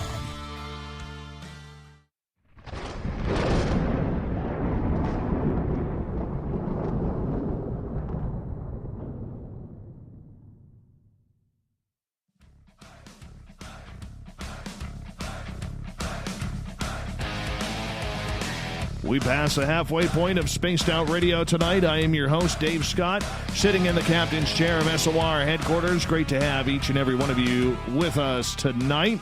Want to remind all of you, stop hoarding your toilet paper. Help out some seniors while you're out there. Also, our archives are free for you at youtube.com/Spaced Out Radio. Just do me the favor, hit that subscribe button. Our website is spacedoutradio.com. We got a plethora of features for you, including rocking out to Bumblefoot and doing a little shopping, as well as reading up on Captain Shirk's SOR Newswire. So check it on out. Matt Ley is here tonight. He's got a brand new book out on the paranormal called Practical Paranormal and Supernatural Investigations, a basic guide for the serious investigator. We're talking about that tonight. And right before the break, Matt was just getting into some details about, what are we trying to solve? What are we trying to prove? What are we trying to accomplish? It's amazing. Even if you go on Facebook, and you can do a little test on this, if you're involved in the paranormal field or just have an interest of it and have a bunch of paranormal friends, put on your Facebook, what are you trying to solve with the paranormal? It's amazing that rarely, Matt, will you get anybody saying, I want to know if there's life after death. Mm-hmm. Why not? True. It's kind of an important question for us all. Well, yeah, and I agree. And you got to understand, most of your answers are going to be religious-based when it comes to life after death. Quick story. In 2001, and here's your giggle for the audience after I picked on Corey and playing with the particle accelerator. In 2001, July 3rd, in Georgia, I was hit by lightning and went flatline in Douglas County Hospital. And so I didn't hear the voices, I didn't see angels, I didn't see all these different things, but I did feel the most peace I'd ever felt in my life. I was actually mad at the doctor for bringing me back. But the point I'm trying to make is that everybody's experiences, even though they sound somewhat similar by definition, are different. And the thing is, the life after death is going to be based on the analogy of the upbringing of the religious points of views or their cultural points of views. It's not always religion. It could be geographic, cultural points of views. Now, an old Icelandic text that says that we will be reunited with the cosmos. Actually, in a lot of texts, it says that. As it says, we'll be reunited to the but we maintain our individual will.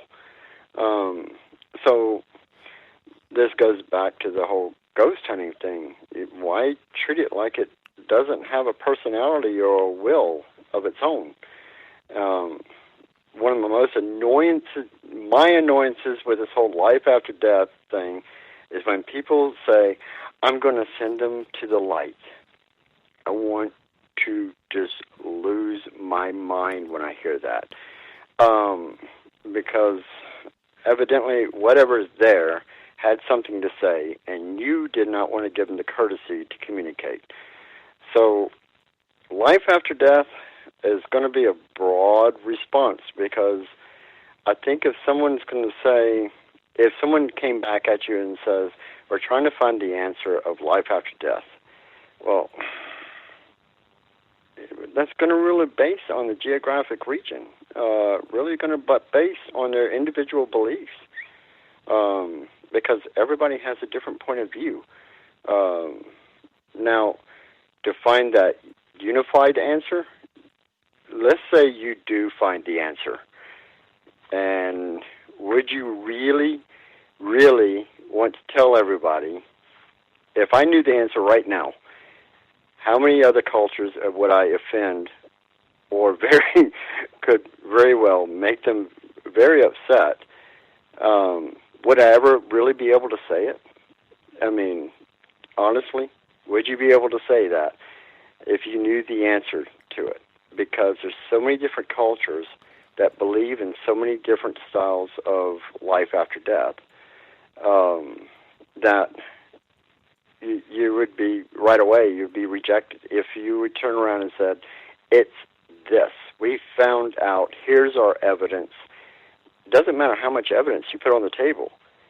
There's going to be a few that go, I knew I was right.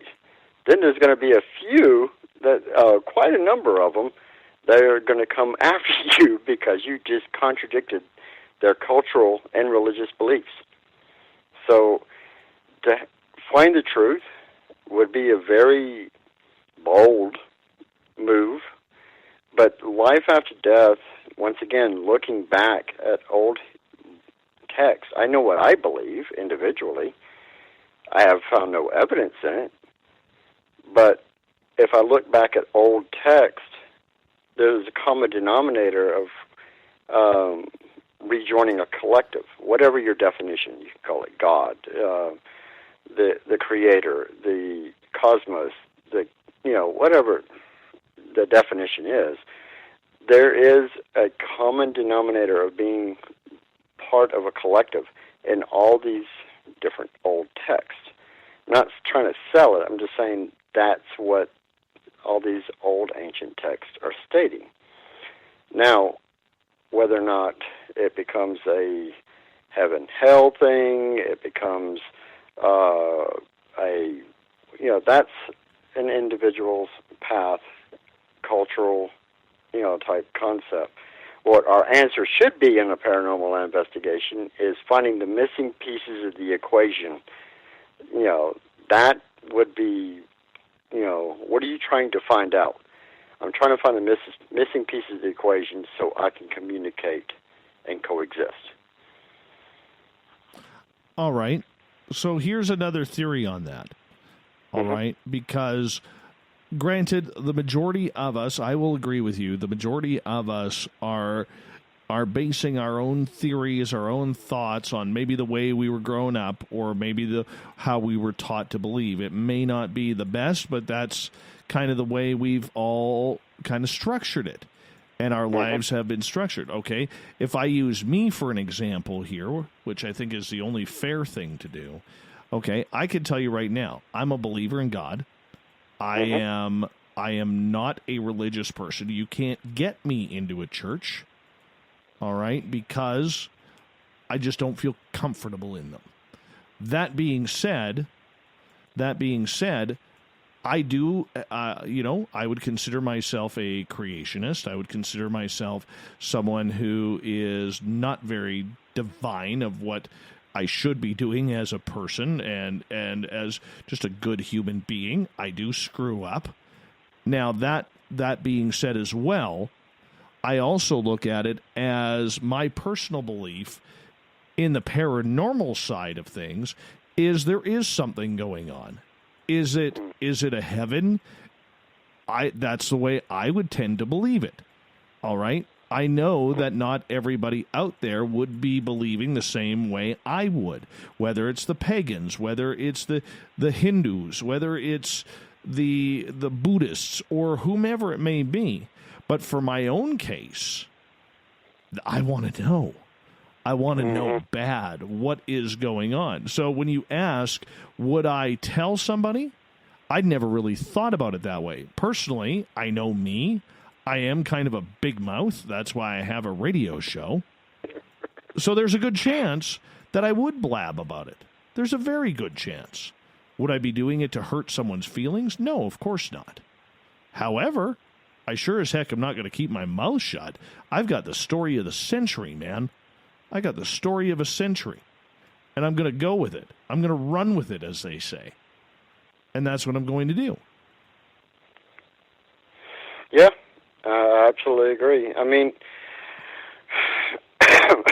I've never been a loudmouth too much, except for the book. I've always been a fairly reserved person, and I do, respect other people's opinions and, their theories and their points of views, because it's repetitive throughout the book. respect. It doesn't matter if it's, with us. And, so to convey that information, if you knew, 100%, I think if it was done in a respectful mannerism, it may not be embraced, but it would be faced with less opposition, True. True. But I guess at the end, and maybe we've taken this a little bit too far off range, and if I reel us back in here like a good fisherman would, I think the point that I'm trying to make here, Matt, is too many times we have a bunch of people collecting a bunch of so-called evidence that just sits in a computer hard drive that we're not doing anything with, when we could be trying to solve some of these very interesting mysteries that we're trying to solve, rather than to try and figure out whether or not we're actually talking to Aunt Helen at the old family farm who died in 1928. Yeah, agreed. And unfortunately, and once again, I'll state it, I'm not a fan of the term ghost hunter. When a paranormal investigation or supernatural investigation is going on, you have to have an open mind of all the different theories. And we're firm believers in the multidimension concept. There is that possibility that we're not chasing a ghost. We're maybe chasing a possibility of a multidimension,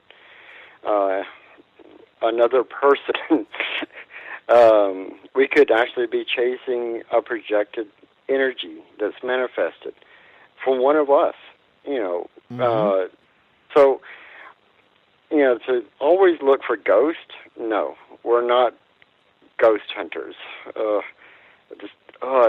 That term just grates me beyond belief. Actually, my uncle said his exact words after he read the book, says, remind me to never call you a ghost hunter, because I think I've said it throughout the book. I made my point very clear. Yeah, I know where you're going with that, Matt. In regards to a couple of years ago, we were doing. Some of my listeners may remember this story, but we were doing a paranormal tour investigation at one of the local hotels, and we came across. It was on the Gold Rush Trail. And it was about 8:30, 9 o'clock at night, okay, and we came across these spirits, and they were Chinese, and they were making their way towards a place called Barkerville, British Columbia. I think there were 9 of us on that tour, and here's what kind of screwed me up with this, and I'm curious to get your opinion on it, and this is why I'm bringing it up, okay. When we were done talking to them, and everybody's kind of like, oh, that's so cool. And I admit, it was cool. It was a very cool situation.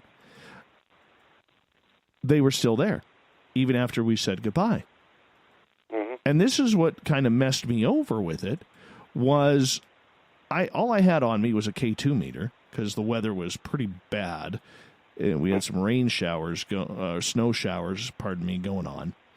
And as I walked down the path, I realized that they were in a horse and buggy. They had a horse and buggy with them.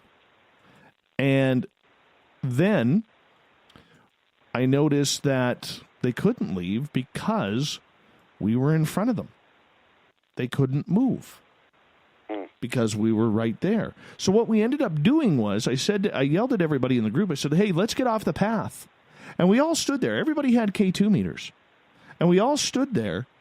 And as they passed from those people to the end of the trailer, the K2s went off. Okay, they went from full lights, 9 K2 meters, all lit up to red. Okay, and as this cart passed, down the path, those K2 meters stopped working. Their lights went off. They turned off. And so that really got me wondering in something that you said, which is, how do we know we're not dealing with dead people, but instead we're maybe dealing with people who are on another collective timeline? that repeats itself? Because the one thing we do not know scientifically is how many timelines are running right now. Right. Yeah, and it's funny because in the realm of the practitioners, they and myself, we don't really look at time in the same fashion. So it's not necessarily a time loop, but it's possible it was a singular point in time that collided. And now, here's my analytical thought. Yes, they were in a cart, but did they have a cell phone on them that was broadcasting a Wi-Fi signal or something like that? Were they streaming music and they turned it down because they had a cell phone on them? As they passed, all your K2 meters would have triggered. So that would have been my first thought right there. Now, if they were wearing clothes of a particular time period, and they're in the cart, I would have questioned it a little bit more. Now, my first thought would still go to the cell phone, but I would have immediately started thinking the same concept with the time. Did we reach a point in time that coincided with another? So it's that's where the thought process has to constantly trigger. And I'm not saying, and I want to back up what I said a minute ago. There are ghost situations. I'm not saying that everything's not a ghost. I just don't like that term. But I really like the idea of a singularity point colliding, because I believe that happens. Personally, I believe that does happen more often than people realize. I just don't know how to recognize it right away. And it's not until it's an afterthought. A lot of times you're going, well, wait a second. Yes. So, because it is an uncommon event, or it could be way more common than we thought, but we just don't, what makes it common is being able to recognize it, so. Couple questions for you is we got about 3.5 minutes before we're going to break, 4 minutes before we're going to break at the top of the hour. Matt Ley is our guest tonight. Practical Paranormal and Supernatural Investigations, a basic guide for the serious investigator, is his brand new book. Now, Matt, question coming from Joey in our Space Travelers Club. He is asking, when spectral analyzing audio, are you looking for evidence of base format indicative of human speech from EVPs? If not, why not? I'm not, actually. Well, it's a yes and no answer. You're looking for the full spectrum. When you've got the spectrum analyzer going and you see a rise in the range that you cannot hear, it could be something as simple as a ground, causing that, you're a musician, so you know how a bad ground will cause that low hum. No one else can hear it, but it'll show up on a spectrum analyzer, or when you're doing the finalization on your music, you'll hear that sometimes. So it's no different. You want to pay attention to that so you can isolate just two things. Okay, if you have a bad ground, that could cause other issues with your equipment, and also cause, an EMF spike or different things like that. Or it could be an actual paranormal activity going on that you need to identify. The spectrum analyzer, using a full spectrum sweep beyond the hearing capabilities, and within the hearing capabilities, because you see the spikes when people are talking, and you see a second spike behind it. You need to isolate it and find out what that is. All right. Let's go to another question here. This one comes from Waylon in YouTube land, all the way from Bama. He is asking, we are looping back and forth through time? Is this what you're saying? No, I'm saying that points in time can, in an alternate universe, can collide to that specific point. So, there's a billion different theories out there, theoretical theories. Theoretical physics have pointed out that we collide at different points in time. Even the old alchemical charts say that the specific time at the specific hour is the weakest point between these type of veils. So all these theories have been around for a long time, and as they intersect, you may be seeing a point in time for either an alternate universe or a different dimension in that aspect.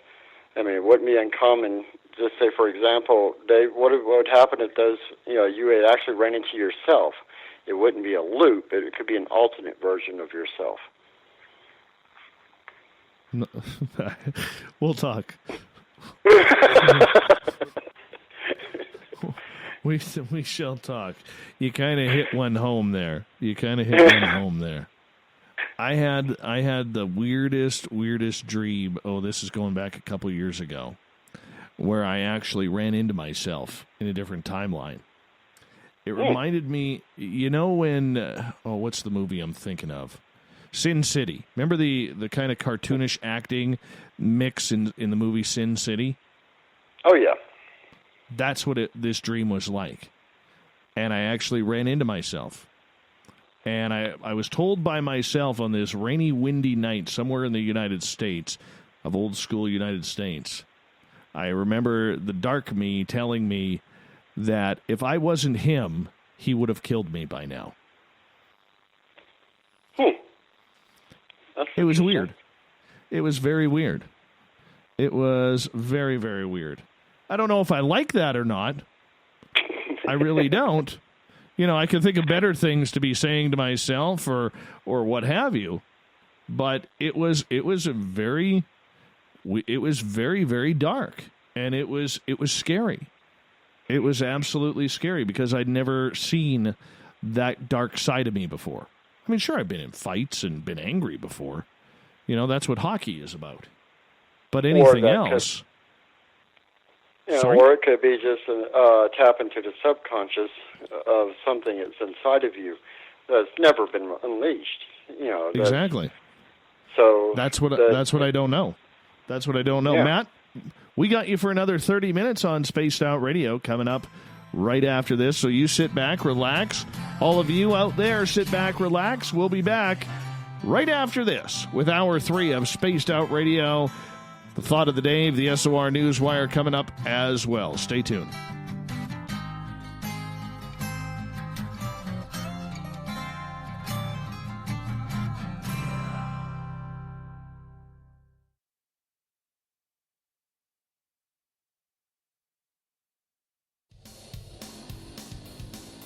We all know on Spaced Out Radio we love a good beard and mustache, so why not take care of your facial hair with Mighty Moose Beard Oil? Made in Canada, we're taking care of beards and stashes around the world. We use 100% natural ingredients with our oils and balms to make your whiskers feel silky smooth. Use promo code SOR2019 at MightyMooseBeard.com today.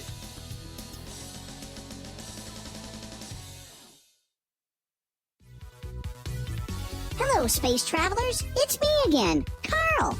Don't forget to join the Space Travelers Club for just $5 a month and follow Spaced Out Radio on Twitter at Spaced Out Radio. Our Instagram, Dave Scott SOR. Our Facebook page is Spaced Out Radio Show. Our archives are free at youtube.com/Spaced Out Radio. Come woo it up with Spaced Out Radio today. Bye! We're adding to the entertainment online for Spaced Out Radio. I'm Amber Beckrud, and I want to invite you to subscribe to our YouTube channel and check out Cryptid Tales, where I will take you on a journey into some of the strangest legends and lore from around the world, relaying the stories to you of the strange creatures and experiences that people have had throughout time. You can find Cryptid Tales at youtube.com/Spaced Out Radio, and while you're there, don't forget to check out our free archives and leave a comment. See you there. Hello everyone, this is Ryan Stacy from the Experiencer Support Association, otherwise known as TESSA. We're glad to team up with Spaced Out Radio to help investigate your experiences on the SOR Sightlines Report. Together, we'll investigate the strange sightings and occurrences you've had. We're looking for answers just like you. So fill out a Sightlines report on the Spaced Out Radio website and let's figure out what's going on together. We're taking Sunday nights out of this world on Spaced Out Radio. This is Michael W. Hall, also known as the Paranormal Lawyer. Together, we're going to go on an exciting journey into the unknown. I'm going to bring you some of the best interviews in the paranormal and supernatural to start your new week off on a freaky note. So tune in to Spaced Out Sundays with me, Michael W. Hall, only on spacedoutradio.com. Hey everyone, I'm John Edwards. And I'm Stacey Edwards. Together we're taking over Saturday nights on Spaced Out Radio, where we're going to bring our own experiences of the paranormal and talk to the best people we can find to help bring you answers to your strange tales. We're here to entertain your need for weekend woo! So tune us in at spacedoutradio.com starting at 9:06 Pacific, 12:06 a.m. Eastern, where we can all get a little spooky together. Spaced Out Saturday nights right here at spacedoutradio.com. So, you love talk radio? Then you'll love TalkStreamLive.com. TalkStream Live is always on, 24/7, with the best streaming talk shows. Find your favorite talkers and discover some new ones. It's free, readily available online or on mobile with any smartphone or tablet. Finding your favorite talk shows all in one place has gotten a whole lot easier. Just go to TalkStreamLive.com. Be sure to download the free apps from Google Play or the iTunes App Store. Hello, this is your guitar man, Ron Bumblefoot Thor, and I have to tell you, I love the response I get for Little Brother is Watching from Spaced Out Radio fans. It's amazing how music can inspire and make people think deeper about what's going on in the supernatural world. You can head over to my website, bumblefoot.com, to check out my music, my guitar workshops, my touring, even check out some of the hot sauces that I'm working on. And make sure you keep on listening, because with Spaced Out Radio, you know Little Brother is watching. I'm feeling a little spicy tonight. What to do? What to do? Why not get Bumblefuck? 4 million Scoville units of pure hard rock. Bumblefoot hot sauces come in 3 flavors. The burning Bumble. Tone it down a bit with Bumblicious and throw the sauce on everything. Spice it up. Bumble me, baby. Bumblefoot hot sauce. Get it today at kajans.com. The SOR Vault is open for business, and do we have some cool swag for you to pick up? All you have to do is head over to our website and click on the SOR Vault. You have a variety of cool logos to choose from, and put them on anything you want. T-shirts, hoodies, hats, coffee mugs, you name it, we can get it to you. So do your shopping by supporting the store you love. Get your Spaced Out Radio swag at the SOR Vault today.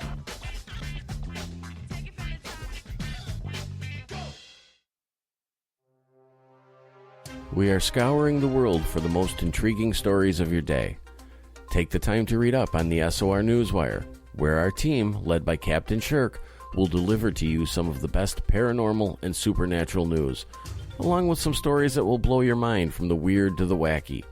It's the news outside the news that piques interest, and that's what we're looking to deliver to you. The SOR Newswire, only at spacedoutradio.com.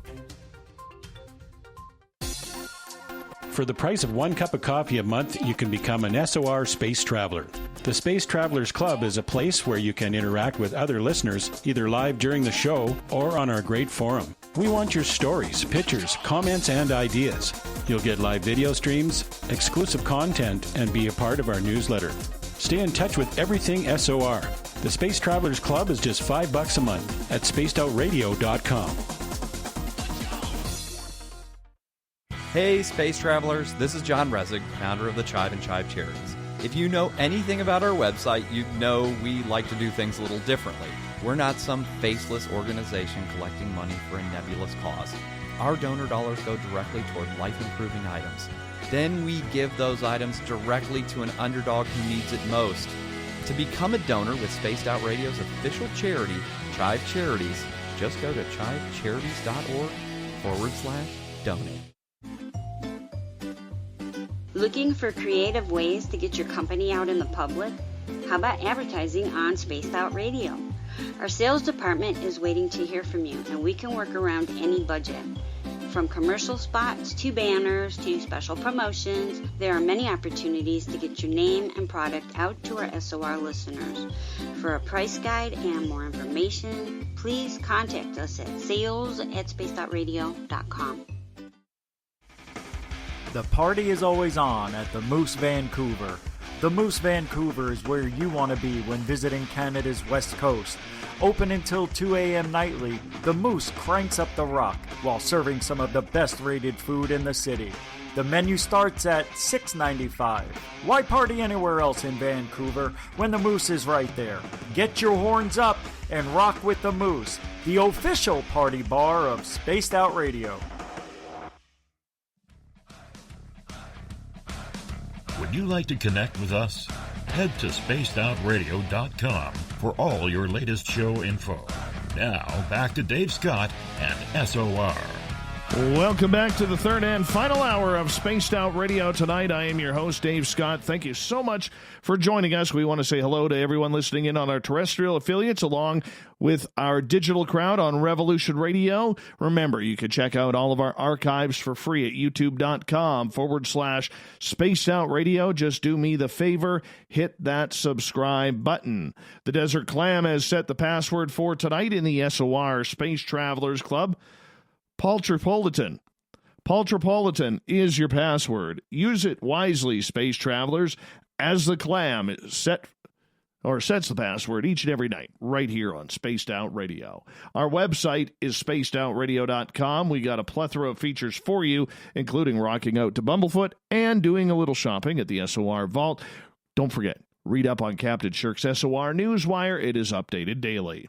For the final time tonight, we introduce Matt Ley, great paranormal investigator out of Regina, Saskatchewan, and his latest book, Practical Paranormal and Supernatural Investigations, a basic guide for the serious investigator. Thank you so much for joining us tonight, Matt. This is a show that's flown on by so far. Oh, yeah, this has been fun. It has been fun. And our YouTube crowd, just so you know, is absolutely loving the fact that because you live in Saskatchewan, that I am wearing a foam watermelon head right now. You can check it out on our YouTube channel. Yeah, I just took a look at it. You might have to go to widescreen on that one. I haven't seen one that big. Yeah, it's big. It is completely big. You know, but the things we do for our audience around here, so thank you so much. Matt, you know, we were talking right before the break in regards to life after death. What should we be solving? What shouldn't we be solving? Where should we be going with this entire field? And you'd started off, and we unfortunately had to cut you off once again. What's the goal? What is the goal of what we are trying to do? Is it prove different dimensions? Is it proving that we can communicate with the other side? In the end, what is the end goal? Well, you just pretty much answered the question.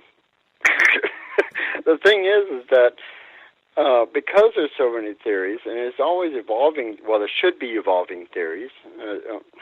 Unfortunately, there's not in some cases. We should be doing all the above. There's not a singular one that we should be doing. I mean, we have to take in consideration, someone says, you go to a location, paranormal investigators should go to a location. They say, for example, at night, between these hours, this happens, whatnot, more than likely because they watched the wrong TV show. They're saying a demon popped out or something. But anyway, with that all the above answer, okay, is it a spirit? Is it a multidimension? Should we take in consideration an abductee? You have to keep your mind open to all of those possibilities. You can't just walk in and say, there's a ghost. Like you said earlier, it's your great aunt, sitting in that rocking chair.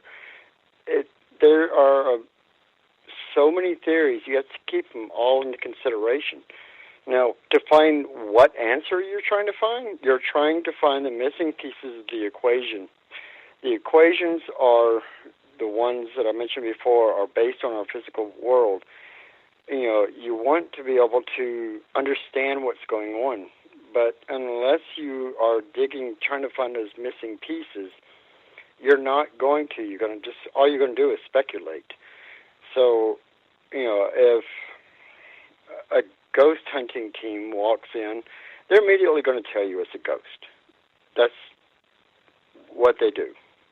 If a paranormal team walks in, they are going to immediately looking at all the different theories. Is this geomagnetic disturbance? Is this UFO causing this? Is this multidimension? Is this, all these factors have to come into play. So what are we trying to find?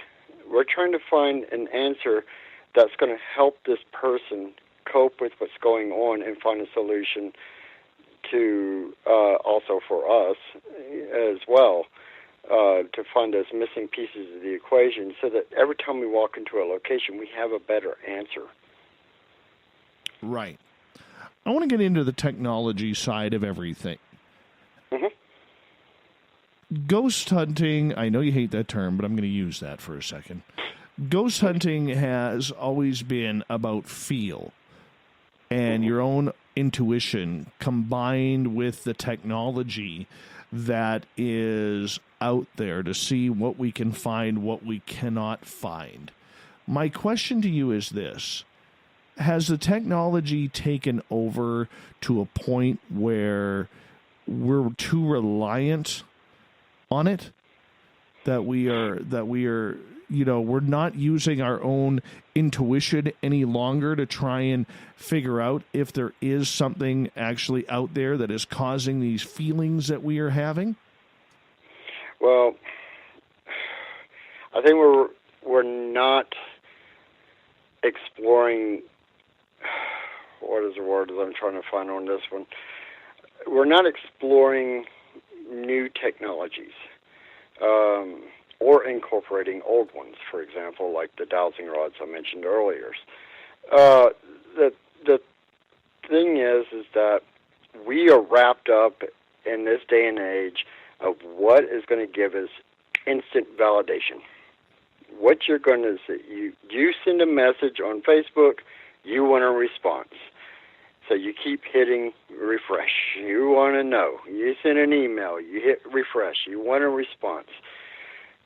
Time in this realm versus another realm may not coincide. You may ask a question, but because you were impatient, you start asking another question, you may not have actually heard the answer. So we do get wrapped up in the technology a little bit too much. And this is coming from somebody that's always coming up with gadgets for us to use. But I'm also a firm believer that nobody's going to believe the fish story unless you have the fish in your hand. And so the devices that I come up with, anywhere from the ionized fields for the DC current or the different lighting, the most recent theory was to bombard an area so that we end up with almost like an X-ray pattern. There's the technology that people want, unfortunately, are the ones that have the blinky lights, have some type of validation type, screen on it that's going to tell them yes or no. They want those Christmas tree lights going at all times. Most of the devices that I've put together are to add on to other devices or like you said, the human experience.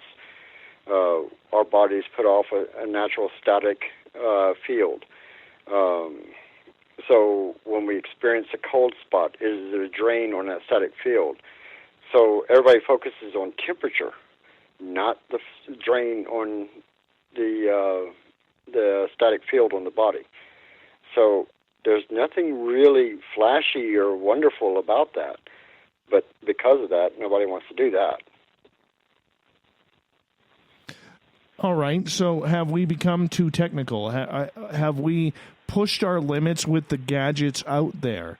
Because there's a lot of people out there, my friend, who are spending hundreds, if not thousands of dollars on computer technology to see what will work, what will not. This has become, I'm not going to say big business because I don't think it's there yet, but it's become a very expensive business. Is that even worth the value for people who, say, pick up your new book, who are learning about ghost hunting for the first time? Is that even part of the equation of becoming an investigator? Once again, this is a yes or no answer. I'm saying yes, only for the aspect in the book it says the right tool for the right job. So if you are going on a ghost investigation, for example, personally, these are all my opinions, but personally I would prefer a tri-field versus a K2. A tri-field measures radio frequency, electromagnetic frequency, but in two different spectrums. And then it also, targets those. Also natural magnetic fields. So it's, the right tool for the right job. Just because you have a ton of gadgets, and unfortunately we have an arsenal of gadgets, but we don't take them all out, when we go on an investigation. We go on an investigation, we listen to the person, we do our homework, we listen, do a lot of background research on the location, and then we decide these are the ones that we're going to use. Or we're not going to use anything, we're just going to use cameras, and that's it. I might have, I made these EMF cuffs to where all they do is they light up when it exceeds, I think it's 1,200 milligauss. So they light up whenever there's a spike in the area, whatnot. Then we do a validation and make sure it's not electrical or whatnot. Unfortunately, a lot of times in homes and buildings and whatnot, right. Even with, it turns out it's an electrical spike. But to say that we're getting, but like you said, I've seen devices that guarantee you will get results. No, stop it. That's like saying, I'm not picking on those people that drive around with the little needle on E and with the light on, and they say I can make it to town. But come on, I mean, there's nothing to guarantee results. You should be looking for devices that will test your theories and to enhance what you're hoping to find anyway, but to gain evidence. And that evidence should provide you with answers to build a new theory and move on. Not to say, so it's a yes or no question. It really depends on the investigation, and it also depends on the individuals. I've seen psychics, very good psychics, that used EMF pumps and the Ovilus. And unfortunately, the Ovilus has a limited library of 200 words, and I like the Ovilus to some extent, but it's limited to only 200 words. And the reason I like the Ovilus is because it reacts, not for the word, but because of its reaction. But I've actually seen it where, and I've got the examples actually in the book, where people were so focused on the answers that they're projecting. Now, a person projecting hard enough on a device that is designed to pick up on frequencies you're projecting frequencies. Now you're manipulating the device. So to get too much into technology and without being able to control your actions as a researcher, it kind of cancels each other out there. All right, we got a couple questions here from the audience that I want to get to. A pair from Joey, and we only got about 7 minutes left, so we're going to have to pack these in. Joey is asking, have you been able, Matt, to validate an infrasound event with any activity, and if so, what? Not yet. That's why I haven't ruled it out.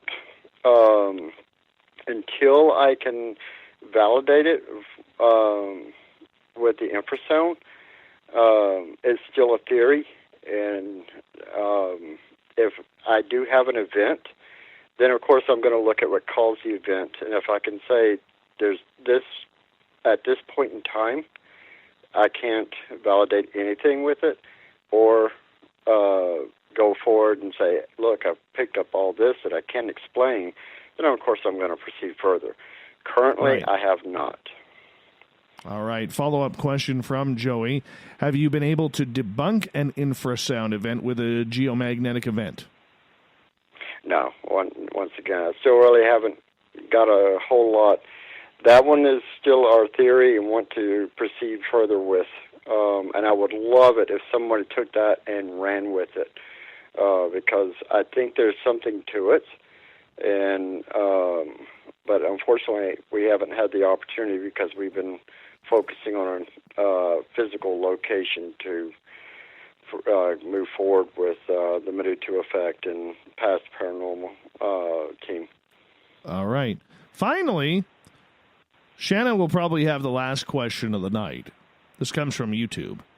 Little Shanna Banana there. She is asking, Matt, what is your weirdest woo-worthy story of the paranormal that you could tell us? It's been quite a few weird ones. So just off the cuff,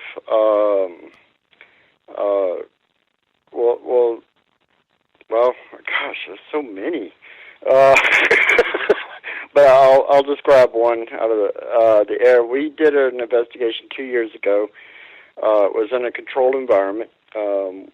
We actually used practitioners, and what they did is they formed a circle because there's something to the energy that's created when practitioners form a circle. So we filmed it, and we did, and it's on the Mudutu Effect YouTube channel.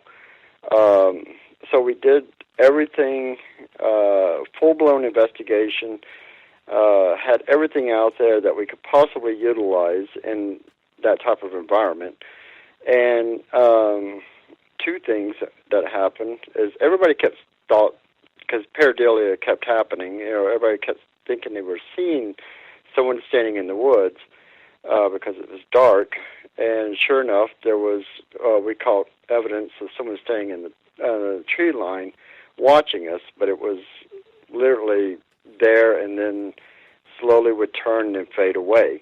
But the other half of that is we were packing up and leaving, but we always had the cameras rolling even if we're not investigating, because once again, time is maybe on a different level somewhere else. So we had the cameras rolling, we're packing up, and sure enough, we hear this strange wording on one of the cameras. So it turns out it was Cree, Plains Cree, saying, pretty much, so in the South we would say, y'all come back now, you hear? Type thing. Yeah, it was proverbial, have a good night, see you later, go home type thing. And we like those because it's in a completely different language. We can rule out the concept of, we've had them in French, we've had them in Cree, we've had them in, love those. But that one I just really, really loved because at that point in time we had the visual sensations and then we have the evidence to back it up. Now we want to know, we're going to repeat this whole thing in a different location to see if we get the same effect. Is this something with the land, or was this, the actual energy that was created. Well, that we'll have to save for another night, man. That we'll have to save. We got about 2.5 minutes here. You got a new building that you are setting up for your paranormal adventures there in Regina. Yeah, we're actually putting it in Milestone, Saskatchewan, and it's on Main Street. So if you're ever in the area, come by and check it out. But it's the main hall. We're going to actually be holding these pretty much paranormal one-on-one classes there, and we'll include an investigation to go over review, the proper way to go through review without speculation. And, we'll also be doing lectures and classes there and whatnot, but it's all going to be recommended donation-based. So if you don't have the money, that's fine, because not everybody has the money. It's not about making money, it's about educating, and that's what Mudutu means. Mudutu Effect means the knowledge effect. So the more we can communicate and learn from each other, the better. When do you have a plan to have that fully set up? And will you be taking Skype students? That's actually something that we're hoping to build on. Is we have the Mudutu Effect videos where we review theories and whatnot, but and that's on YouTube. So if you're on YouTube, look up Mudutu Effect. But it's what we want to do is do live feeds from there, and more interactive live feeds, so that, because we have friends in Ontario, all over Canada, and in the States, and we want to be able to incorporate them as well. Beautiful. My friend, we've got about 40 seconds left. I'm already getting a bunch of requests for you to come back. People really enjoyed this in our chat rooms tonight. Thank you so much. And I'm going to hand out 2 of your books to my listeners tonight. I'm just going to randomly pick them because I have 2 books that you would like me to give away. So I want to say thank you for sharing your knowledge, your books with our audience here on Spaced Out Radio. Greatly appreciate that. And the books are available on Mudutu.ca. So go to the website. Yeah, that's Mudutu.ca. Mudutu.ca. Matt Ley, what a pleasure. You hold on here because I'm going to get ready to send this to break here. Want to remind everybody that coming up next on Spaced Out Radio, we have the SOR Newswire and the Thought of the Dave. I'm going to pick 2 people to give this book away to. Well, the copies I have of it. Thank you, Matt Ley, for coming on. And I agree with all of you who mentioned it. We got to bring Matt on again. He's got a fantastic beard, too. The beard is the power of the Matt. More Spaced Out Radio right after this.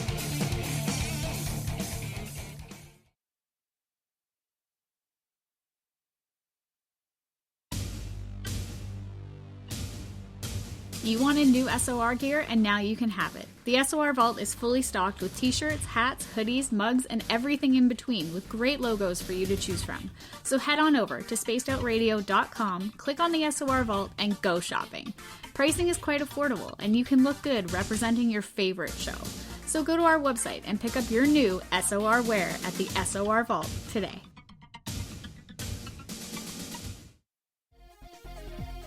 Hello, space travelers. It's me again, Carl.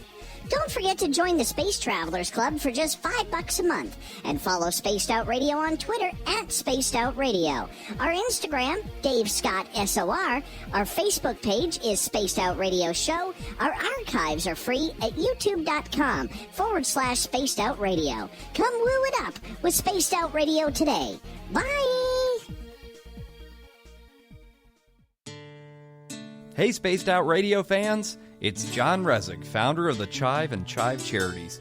Our goal is to make the life of veterans, first responders, and those with rare medical conditions 10% happier. We do this by donating one grant item, ranging from vans to therapy programs to prosthetic limbs, to those who need it most. To contribute to Spaced Out Radio's official charity, head over to chivecharities.org and become a donor today. Hi there, this is the paranormal lawyer Michael W. Hall. I'd like to invite you to listen in each Sunday night where we're going to open up your eyes to everything strange and paranormal. I will be hosting some great guests with topics that affect us all, such as UFOs, ghosts, and everything paranormal. Let's learn together on Spaced Out Radio Sunday with myself, Michael W. Hall, the paranormal lawyer at spacedoutradio.com.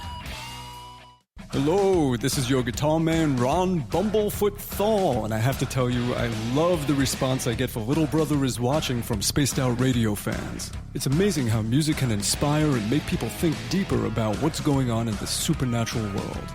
You can head over to my website, bumblefoot.com, to check out my music, my guitar workshops, my touring, even check out some of the hot sauces that I'm working on.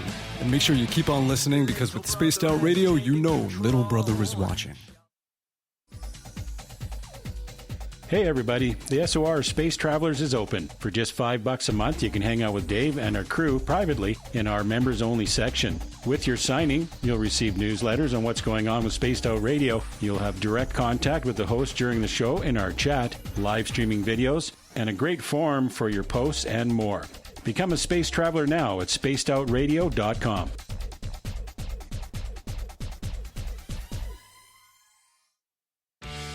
Need that weekend supernatural fix? Look no further than Spaced Out Saturday right here at spacedoutradio.com. I'm Stacey Edwards. And I'm John Edwards. Each Saturday night, Stacey and I are going to bring you the best in paranormal, cryptids, UFOs, you name it, and we're going there. It's all about the experience and to share the knowledge with all of you. So tune us in every Saturday night on Spaced Out Saturdays, starting at 9:06 p.m. Pacific, 12:06 a.m. Eastern, only at spacedoutradio.com. We're adding to the entertainment online for Spaced Out Radio. I'm Amber Beckrud, and I want to invite you to subscribe to our YouTube channel and check out Cryptid Tales, where I will take you on a journey into some of the strangest legends and lore from around the world, relaying the stories to you of the strange creatures and experiences that people have had throughout time. You can find Cryptid Tales at youtube.com/Spaced Out Radio. And while you're there, don't forget to check out our free archives and leave a comment. See you there. We all know on Spaced Out Radio we love a good beard and mustache, so why not take care of your facial hair with Mighty Moose Beard Oil? Made in Canada, we're taking care of beards and stashes around the world. We use 100% natural ingredients with our oils and balms to make your whiskers feel silky smooth. Use promo code SOR2019 at MightyMooseBeard.com today.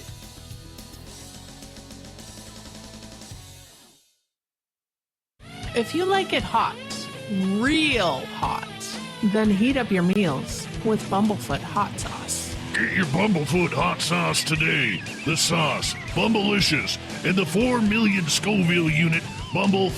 We're going in hot, real hot, coming out even hotter. Keep the milk nearby and tantalize your taste buds tonight. Bumblefoot hot sauce, available now at kajans.com.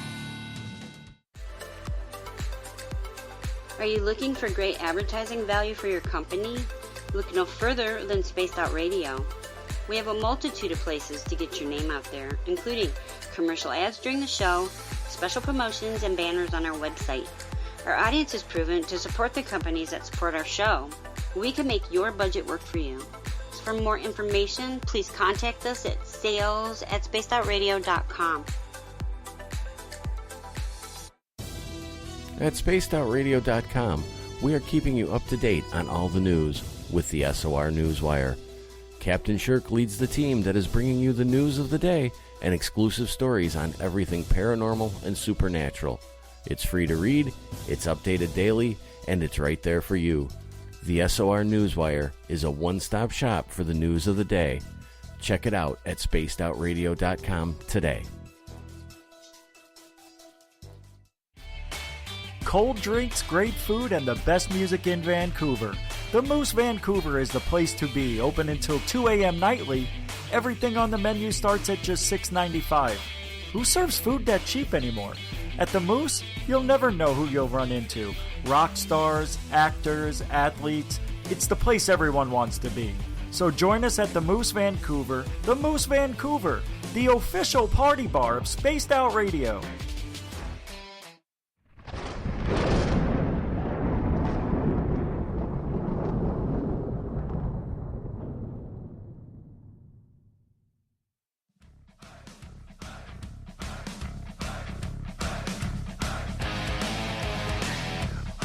We've rounded third. We're heading for home tonight on Spaced Out Radio.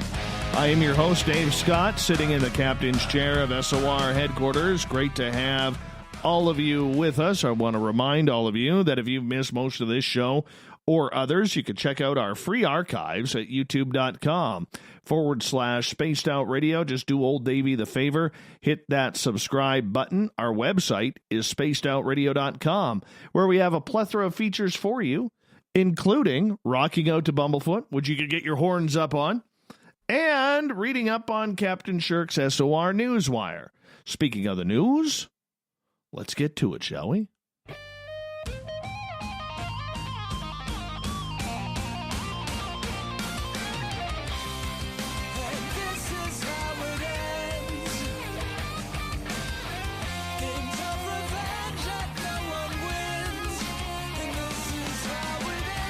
The news is always changing, which is why we bring you the SOR Newswire at the back end of every show, where we get to the weird, the strange, the wacky, and the downright serious at times.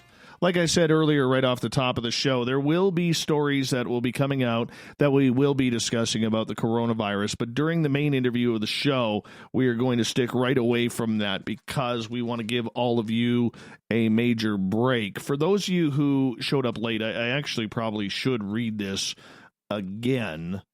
All right. So bear with me. And it kind of goes like this. I just want to say a few words about what is happening around the world right now. I think for the most part, we are all in a state of shock when it comes to the reactions from people and governments around the world regarding the spread of coronavirus. It's not good times, and for the most part, on a personal level, what I'm seeing on social media and seeing for myself, I don't think we're heading in a proper direction. Today, us Canadians took a jolt when our borders were closed, except for the United States. Keeping the politics and finger-pointing aside, we're all sitting here wondering, around the world, what's coming next? For us here at Spaced Out Radio, I want all of you to know that we as a team and business have been discussing this matter. Unless something major happens, we have decided that we are not going to be discussing the coronavirus topic in depth during the show. Some news articles will be read on the Newswire at the back end of every show, but we are going to do our best to steer this in a different direction. Our job is about the woo. It's about UFOs, ghosts, Bigfoot, with everything in between. We think it's important to give you, our valued listeners, a break during your nights after being pounded all day by the media, social media, and people in general regarding this topic. You need a break, and we're going to continue to be that break that you deserve. The world is in a place that the majority of us have never seen. It's stressful as we are all stuck on what to do. Start by caring for yourself, caring for your family and neighbors. Don't be greedy. Be prepared to help. And as one of our listeners, Michelle from Twitter, known as Goddess Michelle, she's a nurse. She says, if you don't want to pass this, you don't want to catch it, wash your hands frequently. It's the best way to combat the spread of this disease. Keep your fingers out of your eyes, keep your fingers out of your nose, and out of your mouth. And overall, if you're at the store, supermarket, Costco, wherever, don't be greedy. We all need to be human right now, and that starts with you. So, in the news tonight, we are going to mention a couple of stories regarding COVID-19. Canadian citizens and permanent residents will only be allowed entry into the country as of today. Prime Minister Justin Trudeau announced the federal government is taking increasing aggressive steps to keep Canadians safe by denying entry to anyone who is not a Canadian citizen or permanent resident, with some exceptions, including diplomats, air crews, and immediate family of citizens and U.S. citizens. The Prime Minister cites the close relationship between Canada and the U.S. for the reason behind the exception for U.S. citizens. There will also be new travel restrictions with only 4 airports, Toronto, Montreal, Calgary, and Vancouver, accepting international flights. And anyone who shows symptoms of coronavirus will not be able to return to Canada, added Trudeau. An assistance program is being developed for travelers needing to come home. Canadian travelers will be able to get financial assistance to help them with their costs of returning home or temporarily covering their basic needs while they wait to come back to Canada, the Prime Minister said. Trudeau reiterated reiterated that the need for Canadians abroad to return home and self-isolate is 14 days. He says, "Let me be clear, if you are abroad at this time, you must come home. The new travel restrictions will not apply to commerce or trade to ensure the supply of goods to Canada continues."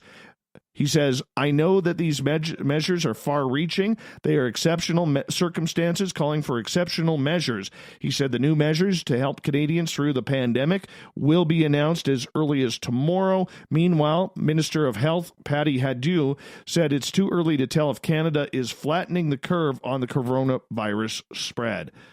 Yeah. All right, moving on. A skywriter encouraged healthy habits amid the coronavirus outbreak by scrawling words in hand wash in the sky, or wash hands in the sky over Sydney, Australia. Witnesses this past Thursday saw an airplane writing this. Yeah, with air show smoke. The message appeared to be advice timed to coincide with the COVID-19 pandemic. Experts say washing hands is one important step towards preventing the spread of the virus. The name and identity of the pilot was not known. The Tennessee brothers, who tried to capitalize on the coronavirus outbreak by stockpiling nearly 18,000 bottles of hand sanitizer with the intent to resell the goods at marked up prices, have now had their stash cleaned out.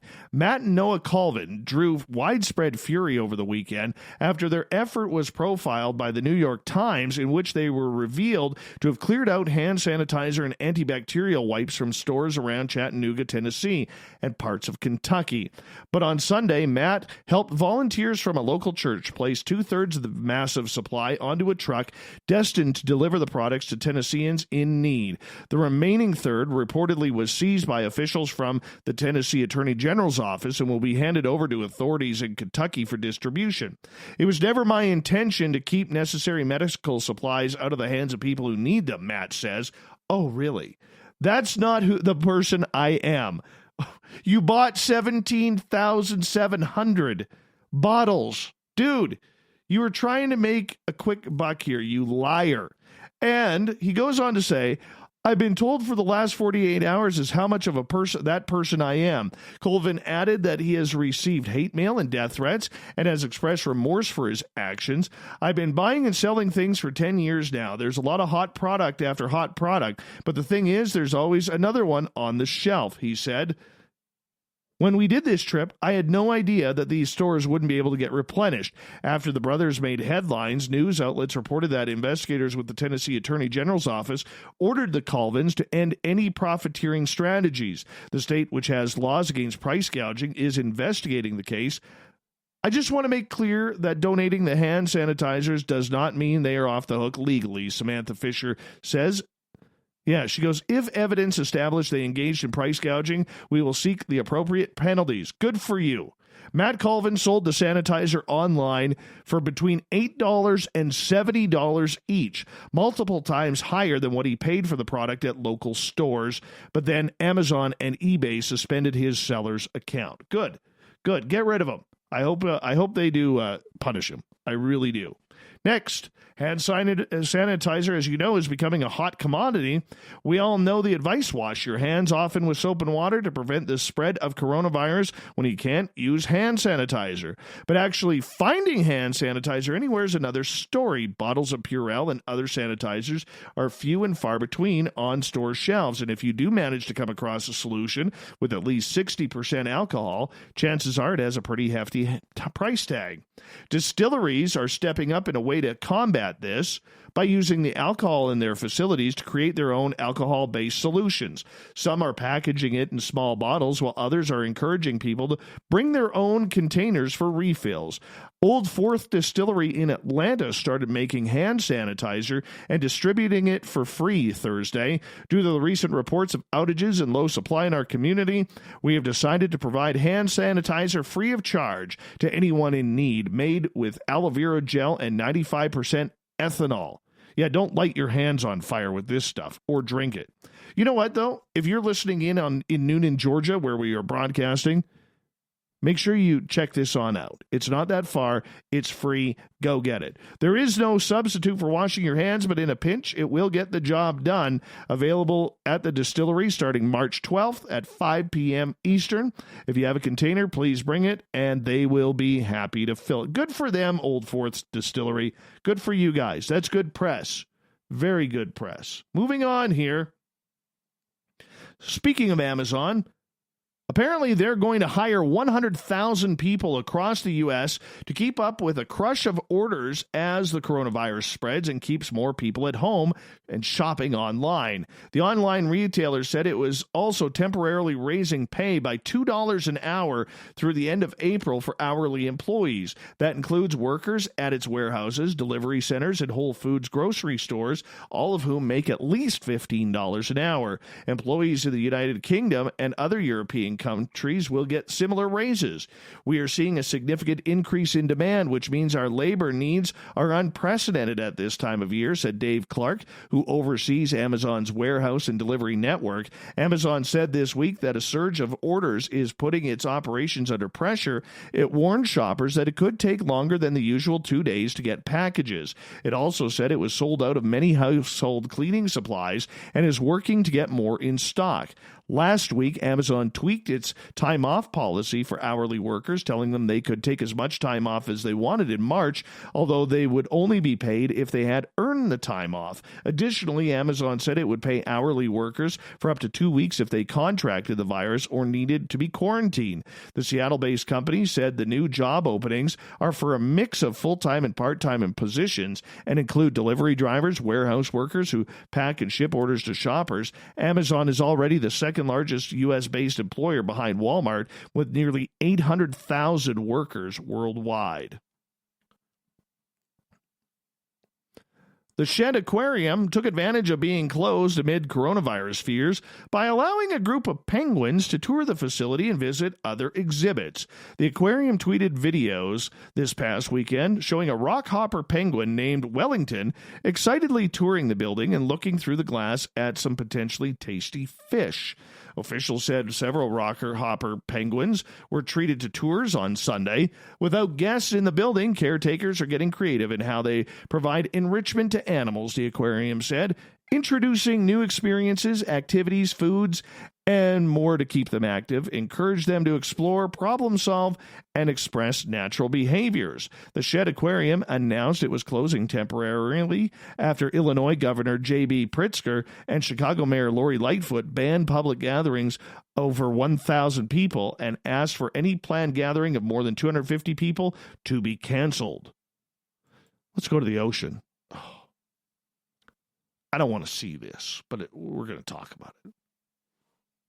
A pair of great white sharks were spotted attacking and killing a live humpback whale in Mossel Bay, South Africa, in what is believed a world first. While there are several accounts of great whites scavenging on whale carcasses, this, scientists say, is the first documented observation we have of the apex predators preying on a living humpback. The attack was witnessed back on February 17th, 2017, by a crew aboard the Oceans Research Institute's research vessel, following a tip-off about a humpback whale entangled in discarded fishing gear. On inspection, they found a 23-foot cetacean in poor health. Not only had a big cotton rope, but it was scrawny, covered in barnacles, and crawling with whale lice. Ew. Half an hour or so after the crew arrived, the first two great white sharks were seen approaching the whale. It started to circle, and then, of course, started attacking the whale's left flank from behind. It immediately let go, the study's author wrote, and continued to circle the whale. It then did not bite again for another 42 minutes, which was enough time that the whale had lost a large amount of blood and slowed down. Again, the shark bit it from behind and released its grip straight away. With the second and larger of the two sharks approached, took a third bite. The study's authors note that the presence of the bigger shark, which was about 13 feet, appeared to send the first shark packing. An hour or so into the encounter, the second shark attacked again, this time targeting the head with an open gape. It bumped the rostrum, or the beak of the humpback. The whale made several attempts to dive into the water as the shark continued to circle. The sharks bit the whale's tail for the final time more aggressively, And that pretty much meant the shark had killed the whale. Yeah. Atlantic white sharks like these are thought to be regularly feasting on whale carcasses or carrion, and may even be basing their migrations on whale meat supply, some studies suggest. They have also been known to attack smaller cetacean species, such as the harbor porpoise and bottlenose dolphin, while other species of shark, such as dusky sharks, have been known to prey on live humpback whales. This is the first example of white sharks doing the same. Oh, that's scary. And finally, you know what? This wouldn't have happened if it wasn't for them drift netting. You know, it was the whale was caught up in the nets. It had no chance. It had no chance. That's too bad. That's really too bad. Oh, a parallelogram of a great white shark. Thank you, Mr. Skeptic. I saw that one right away. Not as scary as the great whites. Thought of the Dave happens every night at this time, where we get a question on our Facebook and Twitter pages, then read your responses on the air, because we love the audience participation around here. Thank you, Marty, for that lovely clown at hashtag Spaced Out Radio. Today's Thought of the Dave is as follows. What is your biggest rule for paranormal cryptid UFO investigation? Reverend Keith. Avoid yellow snow. It's not lemon, no matter how much Brad tells you it is. Who is Brad? William Pullen, one of the best goatees in the business. Dispassionate objectivity. All right. Melinda Leslie. Evidence, evidence, evidence. Follow the evidence and show some compassion for others. Tom. Let the data dictate the answers. Joel. Take a break every now and again. Matt, it's always safety first. John, always keep an open mind. Bob, Science Bob, actually. Gather all the evidence you can. Do not let yourself be the only voice interpreting it. Be open-minded and prepared for and open to criticism. You can only learn from it. Okay, Bob. All right, Bob. I know you're still listening. Okay, Bob.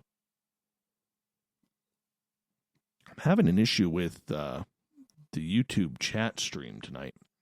Just for me. I don't know if anybody else is, but I definitely am. It's like stalling on me. Stalling. All right, let's continue. Don. Don't be disrespectful, and don't disrespect the rested. Don't go off searching by yourself. That is good advice. Bigfoot will take you. He will. Ask David Politis. Kevin, feed a ghost, starve an alien, and always wash your hands after petting a dog man. Very, very good advice. You forgot about bringing a tennis ball for dog man, though. You always need that tennis ball. Caden, use common sense and logic first. All right. Gil, do not shout or run. Penman, wave at the UFOs. Don't give Sasquatch snacks and stop bothering the ghosts. Captain Shirk, the biggest rule is to stay home, crank the Rob Zombie, leave all of the ghosts alone, and never seek anything without skin. Which means you know she loves a good alien. Oh, she loves them Greys. And the reptilians, and the Bigfoot, and the Dogman. Captain Shirk just brings them into her humble home, feeds them dinner and corn dogs. Kelly, unbiased opinion on the work, and make sure you have very thick skin. Alex Mistretta, former guest. How about we do some actual investigation when we go to investigate? Oh, that's just way too logical, Alex. Way too logical. All right. Finally, Stacy Marie says, I have a small pet peeve. I don't like any more than 3 people on an investigation. The noise factor bothers the crap out of me. Well then, Stacy, aren't you just trouble? Aren't you just trouble? That's okay, though. Thank you so much to everybody participating in the Thought of the Dave on Twitter at hashtag Spaced Out Radio, as well as on Facebook. We will do it all again tomorrow. And a big thank you to Captain Shirk for getting our SOR Newswire put together. Great job, Captain. You can find all of our news on our website, spacedoutradio.com. And, of course, to Matt Ley at his brand new book, Practical Paranormal and Supernatural Investigations, a basic guide for the serious investigator. You can buy it at mudutu.ca. I'm picking two listeners right now out of the chat rooms tonight. All of our chat rooms. Tara is one. Matt, you are the other. Thank you so much. Appreciate your time.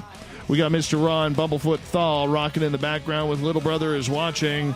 Bumblefoot is the official music of Spaced Out Radio, rocking us in and out of every single show. Get your horns up for the guitar god himself. Special thanks to everybody listening in at home, at work, in your car, wherever you may be. Yeah, big thanks if you're in the chat rooms on Twitter, hashtag Spaced Out Radio, Facebook, LGAB, Revolution Radio, Spreaker, the SOR Space Travelers Club, and all the YouTubers and YouTubettes hanging on out with us. Thank you so much for your kind words.